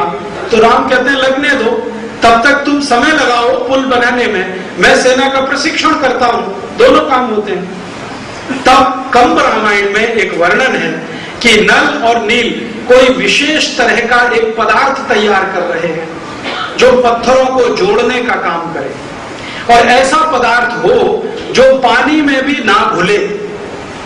तो नल और नील को यह पदार्थ तैयार करने में 13 दिन लगे हैं। जड़ी बूटियों का और पत्थरों का चूरा बना के, लेकिन पदार्थ इतना अच्छा तैयार हुआ है कि दो पत्थर के बीच में लगा दो तो पानी से भी ना घुले। और अब नासा ने ये मान लिया है कि जो पत्थर आपस में जुड़े हुए हैं, कुछ अद्भुत पदार्थ से जुड़े हुए हैं जो 5,13,000 साल बीतने के बाद भी अभी तक घुला नहीं है, और पत्थरों को जोड़कर उसने अभी तक रखा हुआ है। इसका माने कोई तो सिविल इंजीनियरिंग की टेक्नोलॉजी रही होगी। आज की आधुनिक विज्ञान में ले दे के जोड़ने के लिए एक ही चीज है, वो है सीमेंट, और सीमेंट की अधिकतम जिंदगी 100 साल है। 100 साल का सीमेंट है। अच्छी से अच्छी बिल्डिंग कितनी भी कंक्रीट वाली आप बना दो, 100 साल के ऊपर नहीं टिकती, 100 साल के बाद बिल्डिंग जाती ही है। उससे अच्छा तो भारत का चूना है जो कम से कम 500 साल टिकता है, जिससे राणा प्रताप का किला बना हुआ है, या तो जोधपुर का किला बना हुआ है, या तो ये जयपुर का किला बना हुआ है, या तो शिवाजी महाराज के, वो 500-500 साल के हैं जो चूने से बने हैं। लेकिन नल और नील के पास इन दोनों से अलग कोई तीसरी चीज है जो 5,13,000 साल से टिकी हुई है। तो कंस्ट्रक्शन में, सिविल में इतनी ऊंची टेक्नोलॉजी ये तो किसी ने कल्पना नहीं की है। बहते हुए समुद्र के पानी पर पुल बना दे कोई, ये तो आज की इंजीनियरिंग के विषय के बाहर है। मेरे बहुत सारे दोस्त हैं जो सिविल और कंस्ट्रक्शन में हैं, और उनमें से मैं बहुत बार चर्चा करता हूं कि यार कोई तो कल्पना करो, कोई तो हाइपोथेसिस लाओ कि समुद्र के पानी पे पुल बन सकता है। उन्होंने कहा हमारी कोई हाइपोथेसिस और कोई कल्पना उतनी दूर तक जाती नहीं कि समुद्र के बहते हुए पानी पर पुल बन सके। मैंने कहा यार ये तो बनाया 5,13,000 साल पहले दो बड़े सिविल इंजीनियर हुए, नल और नील, दोनों ने बना के दिखाया, और नासा ने अब मान लिया कि हाँ ऐसा पुल था। तो इससे सिद्ध ये होता है कि राम के जमाने की टेक्नोलॉजी कितनी ऊंची रही होगी। और अब जब ये सबूत मिल गया, ये देखिए दो तरह के लोग होते हैं दुनिया में। एक तो मेरे जैसे कुछ मूर्ख लोग हैं जो विश्वास बाद में करते हैं, सबूत पहले मानते हैं कि यार कोई प्रूफ दिखाओ तब तुम्हारी बात मानी। तो उनके लिए मुझे डॉक्यूमेंट्स कलेक्ट करने पड़ते हैं। लेकिन एक ऐसे लोग हैं जो विश्वास पहले करते हैं और सबूत कभी नहीं मानते कि हाँ ये हुआ ही होगा, क्योंकि राम में ये क्षमता है कि वो कर सकते हैं। और ऐसे करोड़ों लोग इस देश में, वो कभी सबूत नहीं मानते कि राम ने पुल बनाया था तो कहां था, पत्थर कौन सा था, सीमेंट कौन सा लगा, एडहेसिव फोर्स था कि नहीं था, सरफेस टेंशन कितना रहा होगा, ये फालतू सवाल नहीं करते। मेरे जैसे कुबुद्धि लोग जो थोड़े आधुनिक शिक्षा में पढ़ गए, वो डॉक्यूमेंट्स मांगते हैं। तो अब नासा ने वो डॉक्यूमेंट्स भी दे दिए। तो उनके आधार पर मैं वैज्ञानिकों से चर्चा करता हूं कि कल्पना कर सकते हैं ऐसा कोई पुल था। उन्होंने कहा हमारी विज्ञान तो फेल है। तो इसका माने 5,13,000 साल पहले की विज्ञान को ज्यादा ऊंची रही होगी, तभी यह संभव था। और पुल बना है पत्थरों से, ये कहानी तो सब जगह एक जैसी है, क्योंकि जहां पुल बना है वहां पत्थर ही पत्थर है और कुछ है नहीं। पत्थरों को जोड़ने के लिए कोई उन्होंने बनाया है पदार्थ, और वो पदार्थ इतना मजबूत कि इतने लाख साल टिक गए। और वो पुल इतना मजबूत कि सेना गई और वापस आई, और सिर्फ गई और वापस ही नहीं आई, लाखों साल तक वो पुल बना रहा।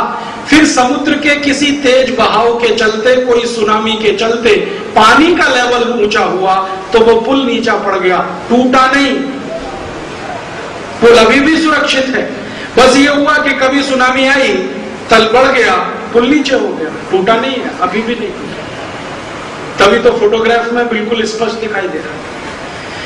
कभी समय और मौका मिला तो मेरे पास इस फोटोग्राफ्स का बहुत सुंदर कलेक्शन है, ये नासा से मंगाए हुए। एलसीडी प्रोजेक्टर मिले तो मैं आपको दिखा सकता हूं, मेरे लैपटॉप में अभी भी ये सारे फोटोग्राफ्स पड़े हुए हैं। ये पुल इतना सुंदर है कि देखने के बाद मुंह से यही निकलता है कि क्या तकनीकी रही होगी, कितनी ऊंची तकनीक है। इस पुल की डिजाइन कैसी है वो भी सुनो। अंदर के जो फोटोग्राफ्स हैं जो स्पष्ट हैं, आप जानते हैं सैटेलाइट जो है ना, समुद्र के 90 से 150 किलोमीटर नीचे तक के चित्र बिल्कुल स्पष्ट खींच लेता है। आज जो सैटेलाइट अंतरिक्ष में, पहले ऐसा नहीं था 20 साल पहले, लेकिन अब इस क्वालिटी के सैटेलाइट बनते हैं कि समुद्र में 150 किलोमीटर तक नीचे के फोटोग्राफ बिल्कुल स्पष्ट खींचे जा सकते हैं। तो जो पुल के फोटोग्राफ्स है ना, बहुत अच्छे से आए हैं। तो पुल का शेप कैसा है? ऐसा है, जेड शेप होती है ना, जेड, अंग्रेजी का जेड बनाते हैं, ऐसे ऐसे ऐसे ऐसे ऐसे, ये है पूरा पुल। तो बहुत दिन में सोचता रहा कि नल और नील ने ये जेड शेप क्यों बनाया। आजकल के तो पुल जो हम देखते हैं आधुनिक जो इंजीनियर बनाते हैं वो स्ट्रेट लाइन होता है, पूरा एक पूरी दीवार खड़ी कर देते हैं, बांध बन गया। लेकिन उस समय जो उन्होंने बांधा है उसमें ये जेड शेप है, ये क्या चक्कर है? तो बहुत दिन में कई प्रोफेसर्स के साथ माथापच्ची करता रहा। बाद में समझ में आया कि समुद्र में पानी का प्रवाह और उसका दबाव बहुत अधिक होता है, और हम कोई स्ट्रेट लाइन खींच दें तो उसके ऊपर दबाव पानी का सबसे ज्यादा होता है, तो पुल टूटने की सबसे ज्यादा संभावना है। तो नल और नील ने अकल लगा के उसको ऐसे जेड शेप में बदल दिया ताकि दबाव हर दीवार पर बराबर पड़े और पुल नहीं टूटे। इतनी ऊंचाई हिंदुस्तान के लोगों में फिजिक्स की उस जमाने में 5,13,000 साल पहले, और आज के आधुनिक विज्ञान को पढ़कर निकले हुए जो पुल बनाते हैं वो ऐसे कि एक ही बाढ़ में गया, क्योंकि वो स्ट्रेट लाइन है, सीधी लाइन है, पानी का दबाव ज्यादा पड़ेगा, जल्दी से टूट जाएगा। लेकिन उसी को अगर आप जेड शेप दे दें, जिगजैग शेप दे दें, तो पानी का दबाव सभी दीवार पर पड़ेगा और पुल सुरक्षित रहेगा। इतनी अकल उनको है, इस तरह की विज्ञान है। तो ये पुल बना है, पहले हम मानते थे कि कल्पना है, अब सिद्ध हो गया कि ये इतिहास है। और जब ये सिद्ध हो गया है तो अब मैं ये कहता हूं कि आगे भी बहुत कुछ सिद्ध होगा, थोड़े दिन के बाद और बहुत कुछ सिद्ध होगा। तो इस पुल को बना के राम की सेना गई है लंका, और लंका के रावण के साथ हुआ है युद्ध, और उस युद्ध में विजय मिली है राम को। उस युद्ध के पहले की एक घटना है जो बहुत महत्व की है। रावण का एक भाई है विभीषण, जो रावण से बहुत परेशान है। जैसे बाली का एक भाई है सुग्रीव, जो बाली से बहुत परेशान है, ऐसे ही रावण का एक भाई है विभीषण, जो रावण से बहुत परेशान है। रावण की जितनी नीतियां हैं उनसे वो सहमत नहीं, रावण के जो कुकर्म हैं उनसे वो सहमत नहीं। रावण श्री राम की पत्नी को उठा लाया है, विभीषण उससे भी सहमत नहीं, और वो बार बार समझा रहा है अपने भाई को कि क्यों झंझट मोल ले रहे हो, ये उसकी पत्नी को वापस कर दो। लेकिन रावण अपने अहंकार में और मद में चूर है, कैसे वापस करना, अभी तो युद्ध लड़ेंगे, अगर वो जीत ले तो ले जाए, नहीं तो युद्ध में मैं जीता तो मेरी हो गई, इस भावना का है आदमी। तो विभीषण अंत में जब बहुत परेशान है, थक जाता है, और रावण के द्वारा बार बार उसका अपमान किया जाता है, तो एक दिन वो लंका छोड़ के श्री राम जी के पास आ जाता है और श्री राम को आके कहता है कि मैं विभीषण, लंकापति रावण का भाई, आपसे दोस्ती करना चाहता हूं। राम पूछते हैं क्यों? तो वो कहता है कि मैं आपकी नीतियों से सहमत हूं, रावण आपकी नीतियों से सहमत नहीं है, मैं आपके साथ होना चाहता हूं और चाहता हूं कि रावण का संहार हो, तो मैं भी आपके साथ हूं। तो विभीषण के मन में एक प्रश्न है, वो राम को कहते हैं कि देखिए मेरे मन में एक प्रश्न है, वो मैं आपसे स्पष्ट कहना चाहता हूं कि मैं युद्ध में आपके साथ रहना चाहता हूं, लेकिन युद्ध के बाद क्या? तो राम कहते हैं तुम्हें कोई शंका है? मैंने बाली से युद्ध किया है और उसका राज्य उसके भाई सुग्रीव को दिया है, तुमको क्यों शंका होती है? रावण से युद्ध करेंगे, जीतेंगे और राज्य तो तुम्हारा होगा। तो फिर दूसरा प्रश्न करता है कि आपकी ये जो सेना है लंका में जब घुसेगी तो रावण की तरह से ही व्यवहार करेगी या राम की सेना की तरह से व्यवहार करेगी? तो राम कहते हैं स्पष्ट करो इसको। तो वो कहते हैं विभीषण कि रावण की सेना जब किसी दूसरे राजा से लड़ने के लिए जाती है तो युद्ध तो बाद में शुरू होता है, सेना की लूटपाट पहले शुरू हो जाती है। युद्ध तो युद्ध के मैदान में होता है, लेकिन ये सेना उस राजा के गली मोहल्ले चौराहे में घर घर में घुस के संपत्ति लूट के लाती है, उनके बहन बेटियों को लूट के ले आती है। ऐसी है रावण की सेना। क्या आपकी भी सेना ऐसी है? राम कहते हैं इसका उत्तर मैं दूंगा तो अतिशयोक्ति होगी, तुम थोड़े दिन साथ में रहो तो मिल जाएगा। तो हनुमान कहते हैं कि आपको ऐसी शंका करने की जरूरत नहीं है, क्योंकि ये जो सेना है वो जन सेना है, पगार वाली सेना नहीं है। इसमें एक भी सैनिक वेतन लेकर लड़ने वाला नहीं है, ये अपने सम्मान के लिए, इसमें एक भी सैनिक वेतन लेकर लड़ने वाला नहीं है, ये अपने सम्मान के लिए लड़ने वाले लोग हैं। इसलिए चिंता मत करो, ये किसी को लूटेंगे नहीं, क्योंकि अगर इनको लूटने का ही लालच होता तो ये श्री राम के पास आते क्यों? क्योंकि श्री राम तो इनको तनख्वाह दे नहीं रहे, पगार दे नहीं रहे, उल्टा इनका समय खर्च हो रहा है। तो विभीषण आश्वस्त होता है। और तीसरी और आखिरी बात राम से पूछता है कि जब आप रावण को परास्त युद्ध में करेंगे तो अन्याय का बदला किससे लेंगे? तो राम कहते हैं चिंता मत करो, रावण और उसको सहयोग देने वाले और उसकी नीति बनाने वाले जो सहयोगी हैं, सिर्फ उन्हीं तक मेरी नजर है, उसके आगे किसी एक व्यक्ति को भी नुकसान नहीं होगा। तो विभीषण कहता है कि फिर मैं आपसे वायदा करता हूं कि लंका की जो प्रजा है वो आपके साथ रावण के खिलाफ लड़ेगी। तो राम कहते हैं फिर तो युद्ध में विजय निश्चित है। और उसी समय विभीषण के मन से ये निकल जाए, उसके मन में शंका ना रहे, तो राम उसका राज तिलक वहीं समुद्र के पानी और बालू से करते हैं कि आज से हम तुम्हें लंका का राजा घोषित करते हैं। तब विभीषण कहता है कि मैं आपको कुछ गुप्त बातें बताता हूं जिससे रावण का संहार करना आसान होगा। और उन गुप्त बातों के आधार पर युद्ध है। युद्ध की कहानी आप सब जानते हैं। रावण का संहार होता है, रावण मरता है, विभीषण को राजा बना दिया जाता है, सीता को लेकर राम अयोध्या वापस आते हैं और आगे की कहानियां आप सब जानते हैं। इसमें से जो मैं आपको ध्यान में लाना चाहता हूं वो ये कि राम कथा तो इतनी सी ही है, लेकिन इसका जो विश्लेषण है वो बहुत गहरा है। अब मैं आता हूं इस राम कथा से भारत की समस्याओं का समाधान। क्या समस्याओं का समाधान होता है? राम जी का पहला स्टेटमेंट जो आपने वो मैंने कोट किया, जो सबसे ज्यादा गंभीर और ऊंचाई वाला है, वो ये कह रहे हैं कि राज्य होता है आर्थिक लूट से प्रजा को बचाने के लिए, और राज्य बचाने के लिए सेना होती है, सेना के लिए सैनिक होते हैं, और धन शक्ति की जरूरत होती है, लेकिन धन शक्ति शोषण आधारित नहीं। ये अब हिंदुस्तान की आज की समस्या क्या है और इसका समाधान इसमें से क्या निकलता है? आज का जो राज्य है हमारे देश का, जिसको अलग अलग राजनीति होता है, आज का जो राज्य है हमारे देश का, जिसको अलग अलग राजनीतिक दल चला रहे हैं, वो किसी भी नाम से हो, नाम लेके बात करने की जरूरत नहीं। जितने भी राजनीतिक दल इस राज्य को चला रहे हैं, क्या राम की इस परिभाषा पे खरे उतरते हैं कि राज्य होता है आर्थिक लूट से प्रजा को बचाने के लिए, और राज्य की रक्षा के लिए सेना होती है, और सेना के सैनिकों की मदद के लिए धन की जरूरत होती है, और धन प्रजा के शोषण से नहीं आना चाहिए, पोषण से आना चाहिए। तो क्या हमारे देश के राजा, आज के राजा, प्रधानमंत्री या उनका मंत्रिमंडल इस पे खरे उतरते हैं? कहीं राज्य हमारा ऐसा है जो आपको आर्थिक लूट से बचाने वाला हो? दुर्भाग्य हमारे देश का ये है कि आज हमारा राज्य ही हमारी लूट करने वाला हो गया है। राज्य कैसे लूट कर रहा है आपको मालूम है? आप बाजार में जाते हैं, 52 रुपए लीटर पेट्रोल खरीद के लाते हैं।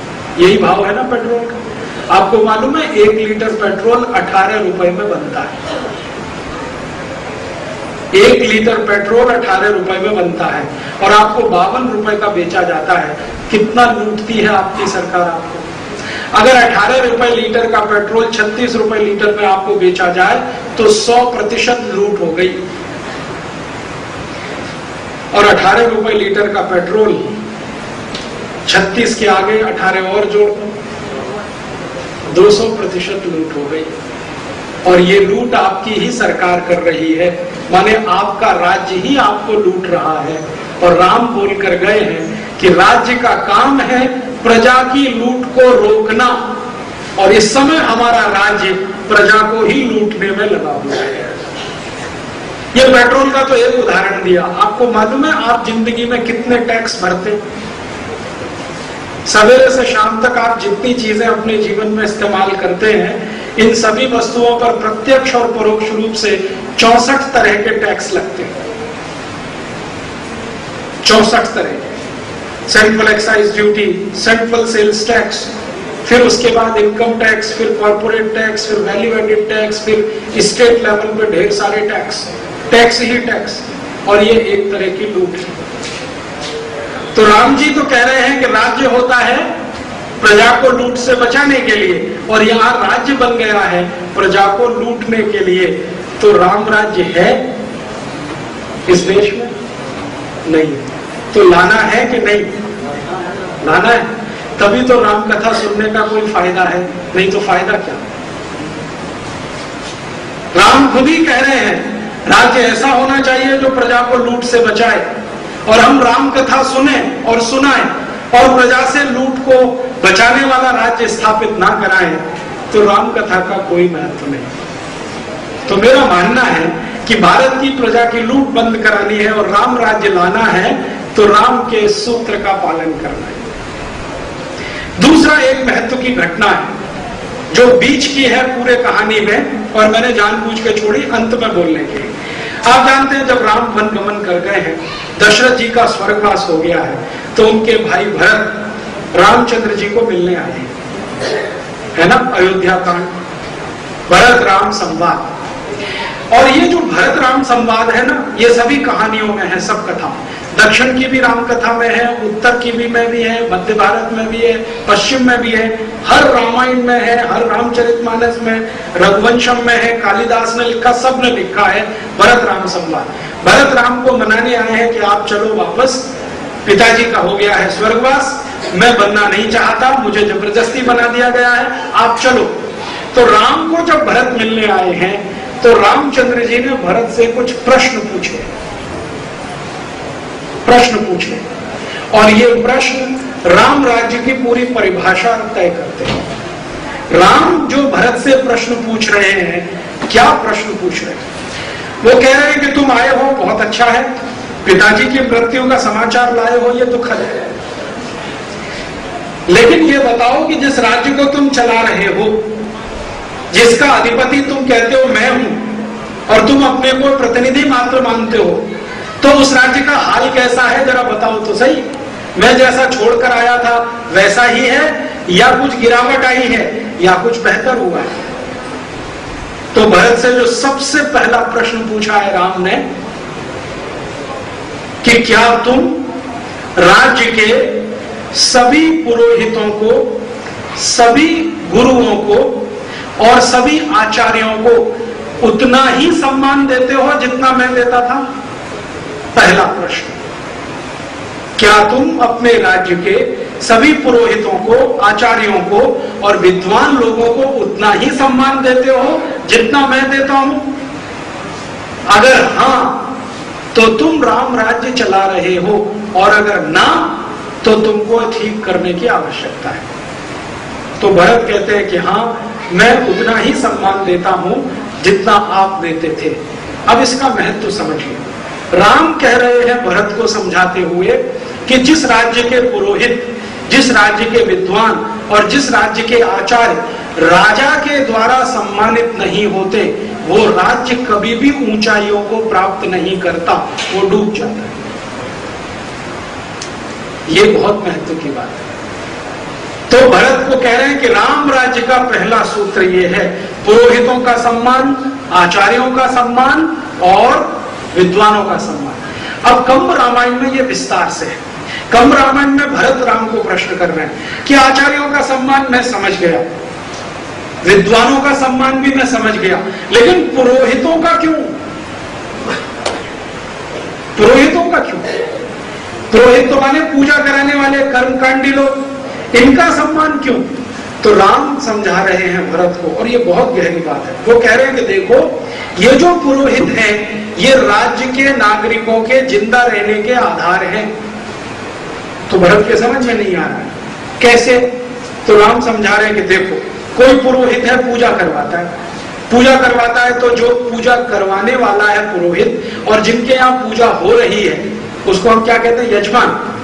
तो जिसके यहाँ पूजा हो रही है, यजमान को पुरोहित कुछ कहता है कि भाई पूजा होगी तो 5 घड़े ले आना, 10 सकोरे ले आना, 50 कुल्हड़ ले आना, 10 मीटर नया कपड़ा ले आना, 10 किलो घी ले आना, हवन सामग्री ले आना, ये हाथ में बांधने वाला धागा ले आना, ऐसे 100-200 सामान की लिस्ट बना देता है।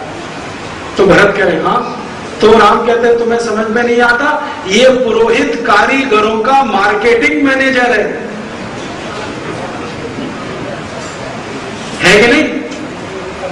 पुरोहित अपने लिए कुछ नहीं मंगा रहा है, कह रहा है 10 घड़े ले आना, घड़े आएंगे तो कुम्हार को काम मिलेगा, कुल्हड़ आएंगे तो कुम्हार को काम मिलेगा, नया कपड़ा आएगा तो बुनकर को काम मिलेगा, हाथ पे बांधने वाला धागा आएगा तो सूत काटने वाले को काम मिलेगा, घी आएगा तो ग्वालों को काम मिलेगा, हवन सामग्री आएगी तो उनको काम मिलेगा।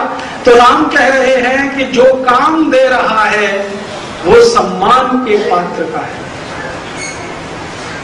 और राम कह रहे हैं कि अगर ये पुरोहित ना रहे तो अर्थव्यवस्था नहीं चल सकती, क्योंकि अर्थव्यवस्था को चलाने की ताकत इन पुरोहितों में है। नहीं तो ये पुरोहित ऐसे भी पूजा करा सकते हैं, कुछ मत लाना, बैठ जाना आके, मैं मंत्र पढ़ दूंगा, काम खत्म हो जाएगा, ये भी कह सकते हैं।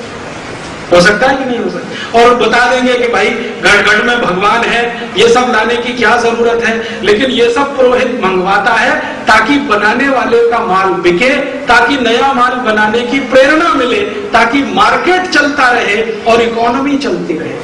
दूरदृष्टि देखिए राम की। तो कह रहे हैं कि पुरोहितों का सम्मान बहुत आवश्यक है, क्योंकि ये अर्थव्यवस्था को चलाने के सबसे महत्वपूर्ण स्तंभ हैं। तब भरत के समझ में आया। उन्होंने कहा कि अगर मुझसे कोई गलती हो तो क्षमा करना, आगे से मैं ध्यान रखूंगा पुरोहितों का सम्मान करना। दूसरा प्रश्न वो कहते हैं कि तुम्हारे राज्य में जो सेना है, वो सेना के जो सैनिक हैं, उन सैनिकों में जब मैं आया था छोड़कर अयोध्या, तो पगार पर काम करने वाले बहुत कम थे, भावना से काम करने वाले ज्यादा थे। अब क्या स्थिति है?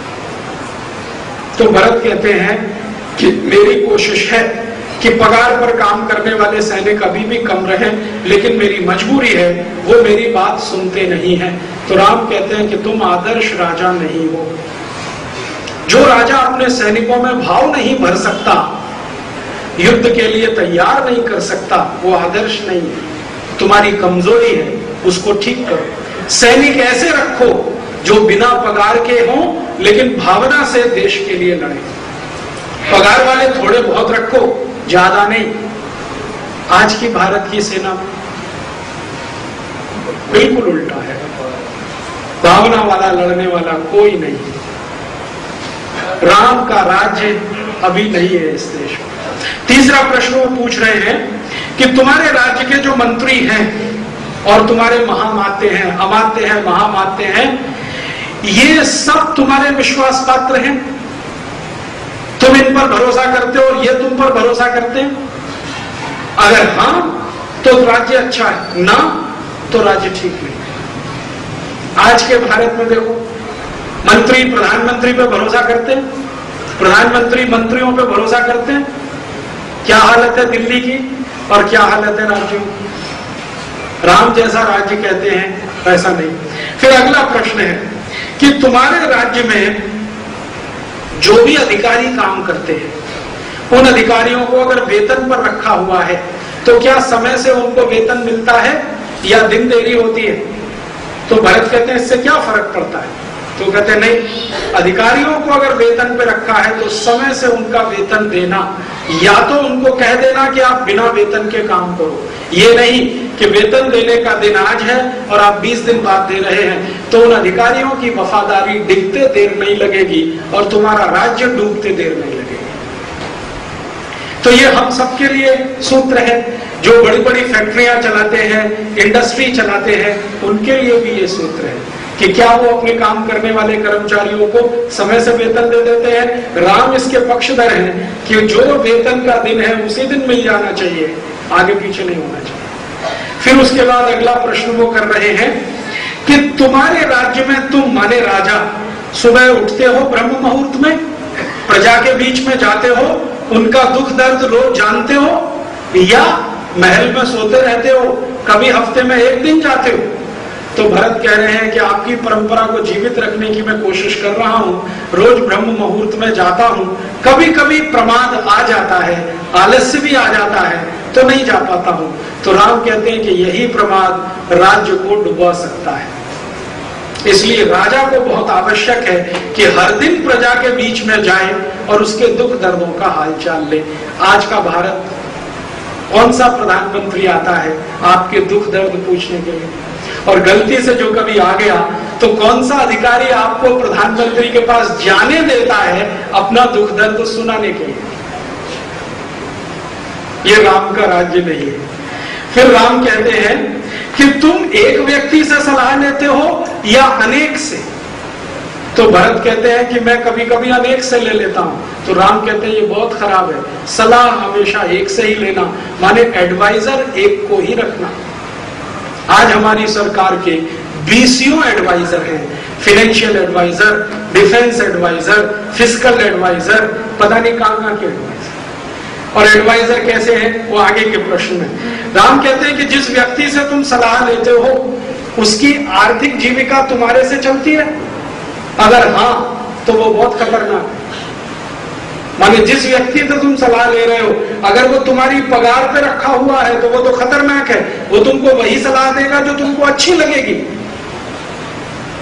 तो सलाह उसी से लो जिसकी जीविका तुमसे नहीं चलती हो, जो स्वयं में स्वतंत्र हो। आज के हमारे एडवाइजर सब पगार पे काम करते हैं, तो सब वही सलाह देते हैं जो प्रधानमंत्री को अच्छी लगती है, चाहे वो देश को खड्डे में गिराने वाली ही क्यों ना हो। फिर राम आगे प्रश्न करते हैं कि जब तुम कोई योजना बनाते हो विकास की तो तत्काल शुरू होती है या उसमें समय लगता है? तो भरत कहते हैं कुछ जल्दी शुरू हो जाती है, कुछ में समय लगता है। तो राम कहते हैं कि विकास की योजना तत्काल शुरू होनी चाहिए, जो उसमें समय लगा तो विकास हुआ ही नहीं। आज हमारे देश में पंचवर्षीय योजनाएं बनती हैं जो 10 वर्ष के बाद शुरू होती हैं और 20 साल होते होते अधूरी रहती है, पूरी तो कभी भी नहीं। फिर राम पूछते हैं कि तुम्हारे राज्य में कोई जानकारी लीक तो नहीं हो जाती, दुश्मन के हाथ में तो नहीं पहुंच जाती? तो भरत कहते हैं नहीं, आज के समय में हमारी गंभीर से गंभीर जानकारियां पाकिस्तान के हाथ पहुंच रही हैं। अभी तो डिफेंस मिनिस्ट्री का हार्ड डिस्क गायब हो गया है 2 महीने पहले, जिसके लिए भयंकर मारामारी चल रही है। इतनी सिंसियर और सेंसिटिव इंफॉर्मेशन पाकिस्तान के हाथ में पहुंची। फिर राम भरत से पूछ रहे हैं कि तुम्हारे यहां नीति क्या है, क्वालिटी या क्वांटिटी? माने तुम गुणवत्ता में विश्वास करते हो या ज्यादा लोगों की भीड़ में? अगर गुणवत्ता है तो भीड़ की चिंता नहीं करना। आज के हमारे यहाँ भारत में हमारे यहाँ क्वालिटी नहीं है, अब तो भीड़ है। और भीड़ इतनी भयंकर, जो अब रिजर्वेशन का सवाल है ना, ये क्वालिटी को तो बिल्कुल खत्म करने वाला और भीड़ को बढ़ाने वाला। फिर राम पूछ रहे हैं भरत से कि तुम्हारे राज्य में भ्रष्टाचार की स्थिति क्या है? तो भरत कहते हैं कि स्पष्ट करिए। तो वो कह रहे हैं कि तुम्हारा जो कुल खर्चा है उसका 1%, 2% या 3% के ऊपर। तो भरत कहते हैं 3% से कम ही है। तो राम कहते हैं और कम करो, ये भ्रष्टाचार अच्छा नहीं है। अब आज के भारत में सरकार के कुल खर्चे का भ्रष्टाचार कितना है जानते हैं? 77%। खुद सरकार कहती है सरकार का कुल खर्चा है ना, उसका 77% करप्शन में जाता है इस देश में। और राजीव गांधी तो और भी विचित्र बोल गए थे। वो कहते थे जब मैं 1 रुपया देता हूं तो 15 पैसे ही खर्च होता है, माने 85 पैसा भ्रष्टाचार में जाता, माने 85%। और रामचंद्र जी 1-2% की बात कर रहे हैं, कहते 3% के ऊपर है तो खतरनाक है, और यहां 85%। फिर राम पूछ रहे हैं कि तुम्हारे राज्य में जो गुनाह करने वाले हैं दंड देते हो उनको, तो दंड कैसा है? तो भरत कहते हैं कि मुझे मालूम नहीं है, आप बताओ कैसा दूं। तो राम उसको समझाते हैं भरत को कि देखो, दंड बहुत कठोर होना चाहिए लेकिन मानवीय तरीके से दिया गया होना चाहिए। कठोर होना चाहिए लेकिन तरीका मानवीय होना चाहिए, ताकि कठोर दंड इसलिए कि दूसरे को वो शिक्षा दे कि मैं गलती करूंगा तो इतना ही कठोर दंड मुझे होगा, लेकिन मानवीय हो, अमानवीय ना हो। मानवीयता का ध्यान है राम को, दंड भी देना है मानवीयता के साथ देना, ऐसे नहीं जैसे कोड़े मार रहे हैं अंग्रेजों की तरह से, उसमें मानवीयता नहीं। फिर राम पूछ रहे हैं कि तुम प्रजा से सुझाव मांगते हो कि नहीं, राज्य के लिए, देश के लिए, या अपनी अपनी चलाते हो? तो भरत पूछ रहे हैं क्यों? तो राम कह रहे हैं कि अगर प्रजा के सुझावों पर तुम काम करोगे तो प्रजातंत्र स्थापित होगा, तुम अपनी अपनी चलाओगे, ये तो अधिनायकवाद हो गया। हमें प्रजातंत्र लाना है, अधिनायकवाद नहीं लाना। फिर वो पूछ रहे हैं कि तुम्हारे राज्य की सेना में जितने सैनिक हैं उनके पास जो संसाधन है, जैसे हाथी है, घोड़ा है, अस्त्र है, शस्त्र है, ये सब वेल मेंटेन्ड है कि नहीं, हमेशा तैयार है कि नहीं? अगर है तो राज्य सुरक्षित है। फिर आगे प्रश्न पूछ रहे हैं कि तुम्हारे देश के लोगों की सुरक्षा कैसी है? लोग निर्भय होकर जिंदा रहते हैं या हर समय मन में भय रहता है कि अभी चोरी हो जाएगी, अभी डकैती हो जाएगी, कोई मर्डर कर देगा? अगर लोग निर्भय हैं तो राम राज्य है, नहीं तो नहीं। फिर वो कह रहे हैं कि तुम्हारे देश में पानी की व्यवस्था कैसी है? इतना माइक्रो प्रश्न पूछ रहे राम।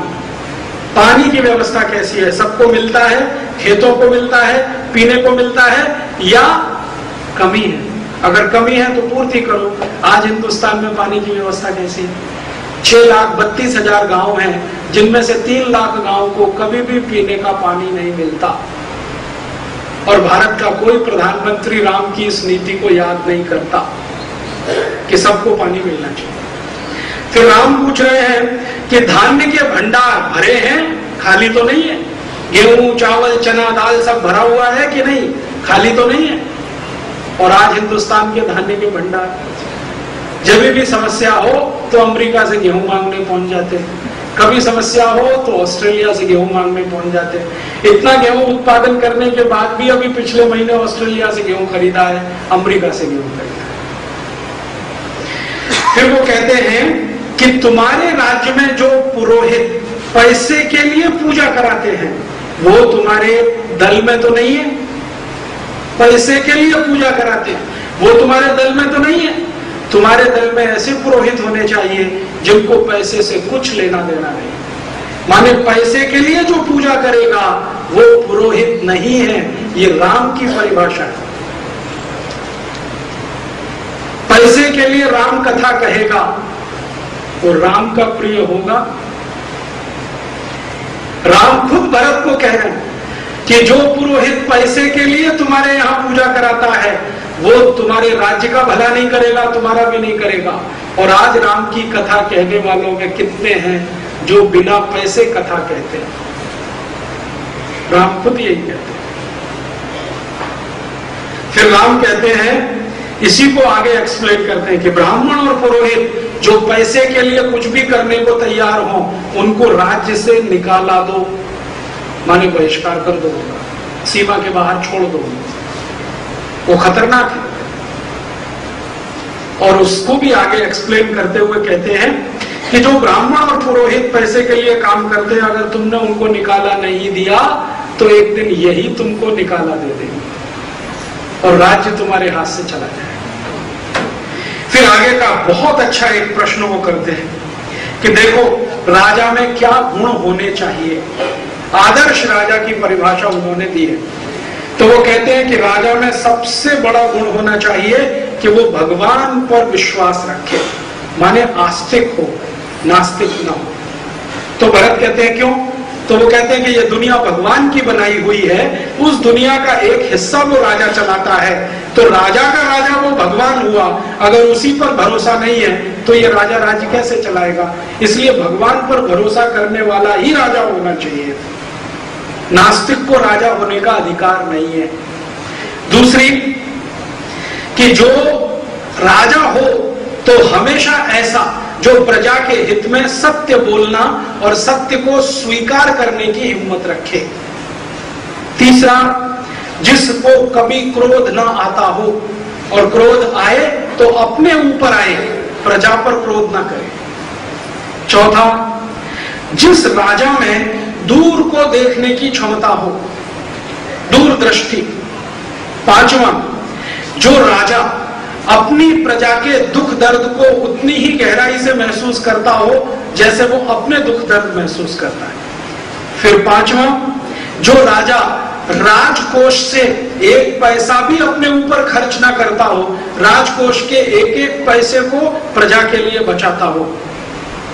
फिर आगे का कि जो अपना समय मजा और मनोरंजन करने में व्यतीत ना करता हो, धर्म की चर्चा और ज्ञान लेने में अपना समय व्यतीत करता हो, ऐसा राजा। फिर वो कहते हैं कि जो हमेशा दुश्मन से लड़ने को हर समय तैयार रहे और योजना उसके मन में पूरी रहे। फिर आगे, जो राजा कभी भी प्रजा के हित में निर्णय लेने में समय न लगाता हो, तत्काल फैसला करता हो। फिर उसके बाद अपने ऊपर संयम रखता हो, जितेंद्रिय हो। फिर उसके बाद कि कभी भी दोपहर को सोता नहीं हो, यह विशेष कहा है। राजा दोपहर को नहीं सो सकता, प्रजा सो सकती है। राजा को दोपहर को सोने की अनुमति रामचंद्र जी ने भी नहीं दी। राजा को दोपहर को सोने का वर्जन है और ब्रह्म मुहूर्त में उठ जाने की है नियम, और प्रजा के बीच रोज जाना है। फिर उसके बाद वो कहते हैं कि जो प्रतिदिन अभ्यास करता हो ज्ञान के ग्रंथों का, वो वेद हो या कोई दूसरे ग्रंथ, हर समय अभ्यास करता रहे। और उसके बाद जो अपने ज्ञान को प्रजा के साथ बांटे, शेयरिंग करे, ऐसा राजा। फिर वो कहते हैं कि हमेशा अपने प्रजा की समृद्धि और राज्य की समृद्धि के लिए चिंतित रहे। और आखिरी जो वो कहते हैं कि अपनी मान्यताओं और परंपराओं से दूर ना हटे। जो माने भारत की जो मान्यता और परंपराएं हैं उन्हीं पर विश्वास करने वाला हो। ऐसे 18 गुण राम ने वर्णन किए हैं और भरत को पूछ रहे हैं कि बताओ इसमें से तुम क्या पालन कर रहे हो। अगर ये 18 गुण तुम में हैं तो तुम राजा बनने के काबिल हो। तो भरत कहते हैं कि भगवान इनमें से 2-3 को छोड़कर मुझ में कोई गुण नहीं है, इसलिए कह रहा हूं आप चलो वापस। तो राम कहते हैं कि मेरे चलने से समस्या का समाधान नहीं होगा, तुमको अपने गुणों को बढ़ाना होगा। मैं तो अभी 14 साल के बाद ही आऊंगा, तुमको अपने गुणों को बढ़ाना होगा। और अंत में भरत को कहते हैं कि जितने प्रश्न मैंने तुमको किए हैं इन सबको समूह में इकट्ठा करो, तब मान लो कि राम राज्य है, और अगर नहीं है तो लाने की कोशिश करो। आज के भारत के बारे में हम कल्पना करें, रामचंद्र जी की कल्पना के अनुसार राज्य नहीं है, ये तो हम देख रहे हैं स्पष्ट। एक प्रश्न राम ने किया है, वो मैंने छोड़ दिया क्योंकि उसमें समय लगेगा, लेकिन संकेत कर दो। राम भरत से पूछ रहे हैं कि तुम जो खर्च करते हो पैसा, उसमें कितना खर्चा तुम्हारे ऊपर है और कितना प्रजा के ऊपर है। तो भरत कह रहे हैं कि राज्य व्यवस्था पर 20% खर्च करता हूं और प्रजा पर 80% खर्च होता है। तो राम कहते हैं कि अपने ऊपर खर्चा और कम करो, 15% अपने ऊपर, 85% प्रजा के ऊपर। आज के बजट की स्थिति, आज के बजट की स्थिति बिल्कुल उल्टी है। सरकार के ऊपर खर्च होता है 90%, प्रजा के ऊपर खर्च होता है 10%। हर साल का 5.5 लाख करोड़ का बजट है, उसमें प्रजा का विकास का खर्च 55,000 करोड़ है और सरकार चलाने का खर्च लगभग 5 लाख करोड़ है। तो रामचंद्र जी कह रहे हैं कि प्रजा का खर्च ज्यादा हो और आज के जमाने में राजा का खर्च ज्यादा है, तो प्रजा का भला कैसे होगा। तो जब तक राम राज्य नहीं आएगा प्रजा का भला नहीं होगा। तो राम राज्य कब आएगा, जब बजट का 85% प्रजा पे खर्च हो, 15% राजा पर खर्च हो, तब राम राज्य आएगा। तो आप बोलेंगे जी हम कैसे लाए, आप सब राम जी के भगत है, उनका राज्य क्यों नहीं लाएंगे। नहीं तो आप राम जी के भगत कैसे हुए, जरा ये बताइए। राम ने तो पुरुषार्थ की बात की है और राम तो बार बार कह रहे हैं कि पूजा और परंपरा के आधार पर कर्मकांड इतना ही नहीं है, राज्य को आदर्श बनाना है। भरत को कह रहे हैं कि खाली तुम मेरी चरण पादुकाएं रख के उनकी पूजा करो और राज्य की नीतियां तुम्हारी खड्डे में जाएं, इतने से नहीं चलेगा। नीतियां ठीक करो, भले मेरी चरण पादुकाओं की पूजा करो या मत करो। तो भगवान खुद कह गए हैं कि मेरी चरण पादुकाओं की पूजा करो या मत करो, लेकिन नीतियां ठीक करो राज्य की।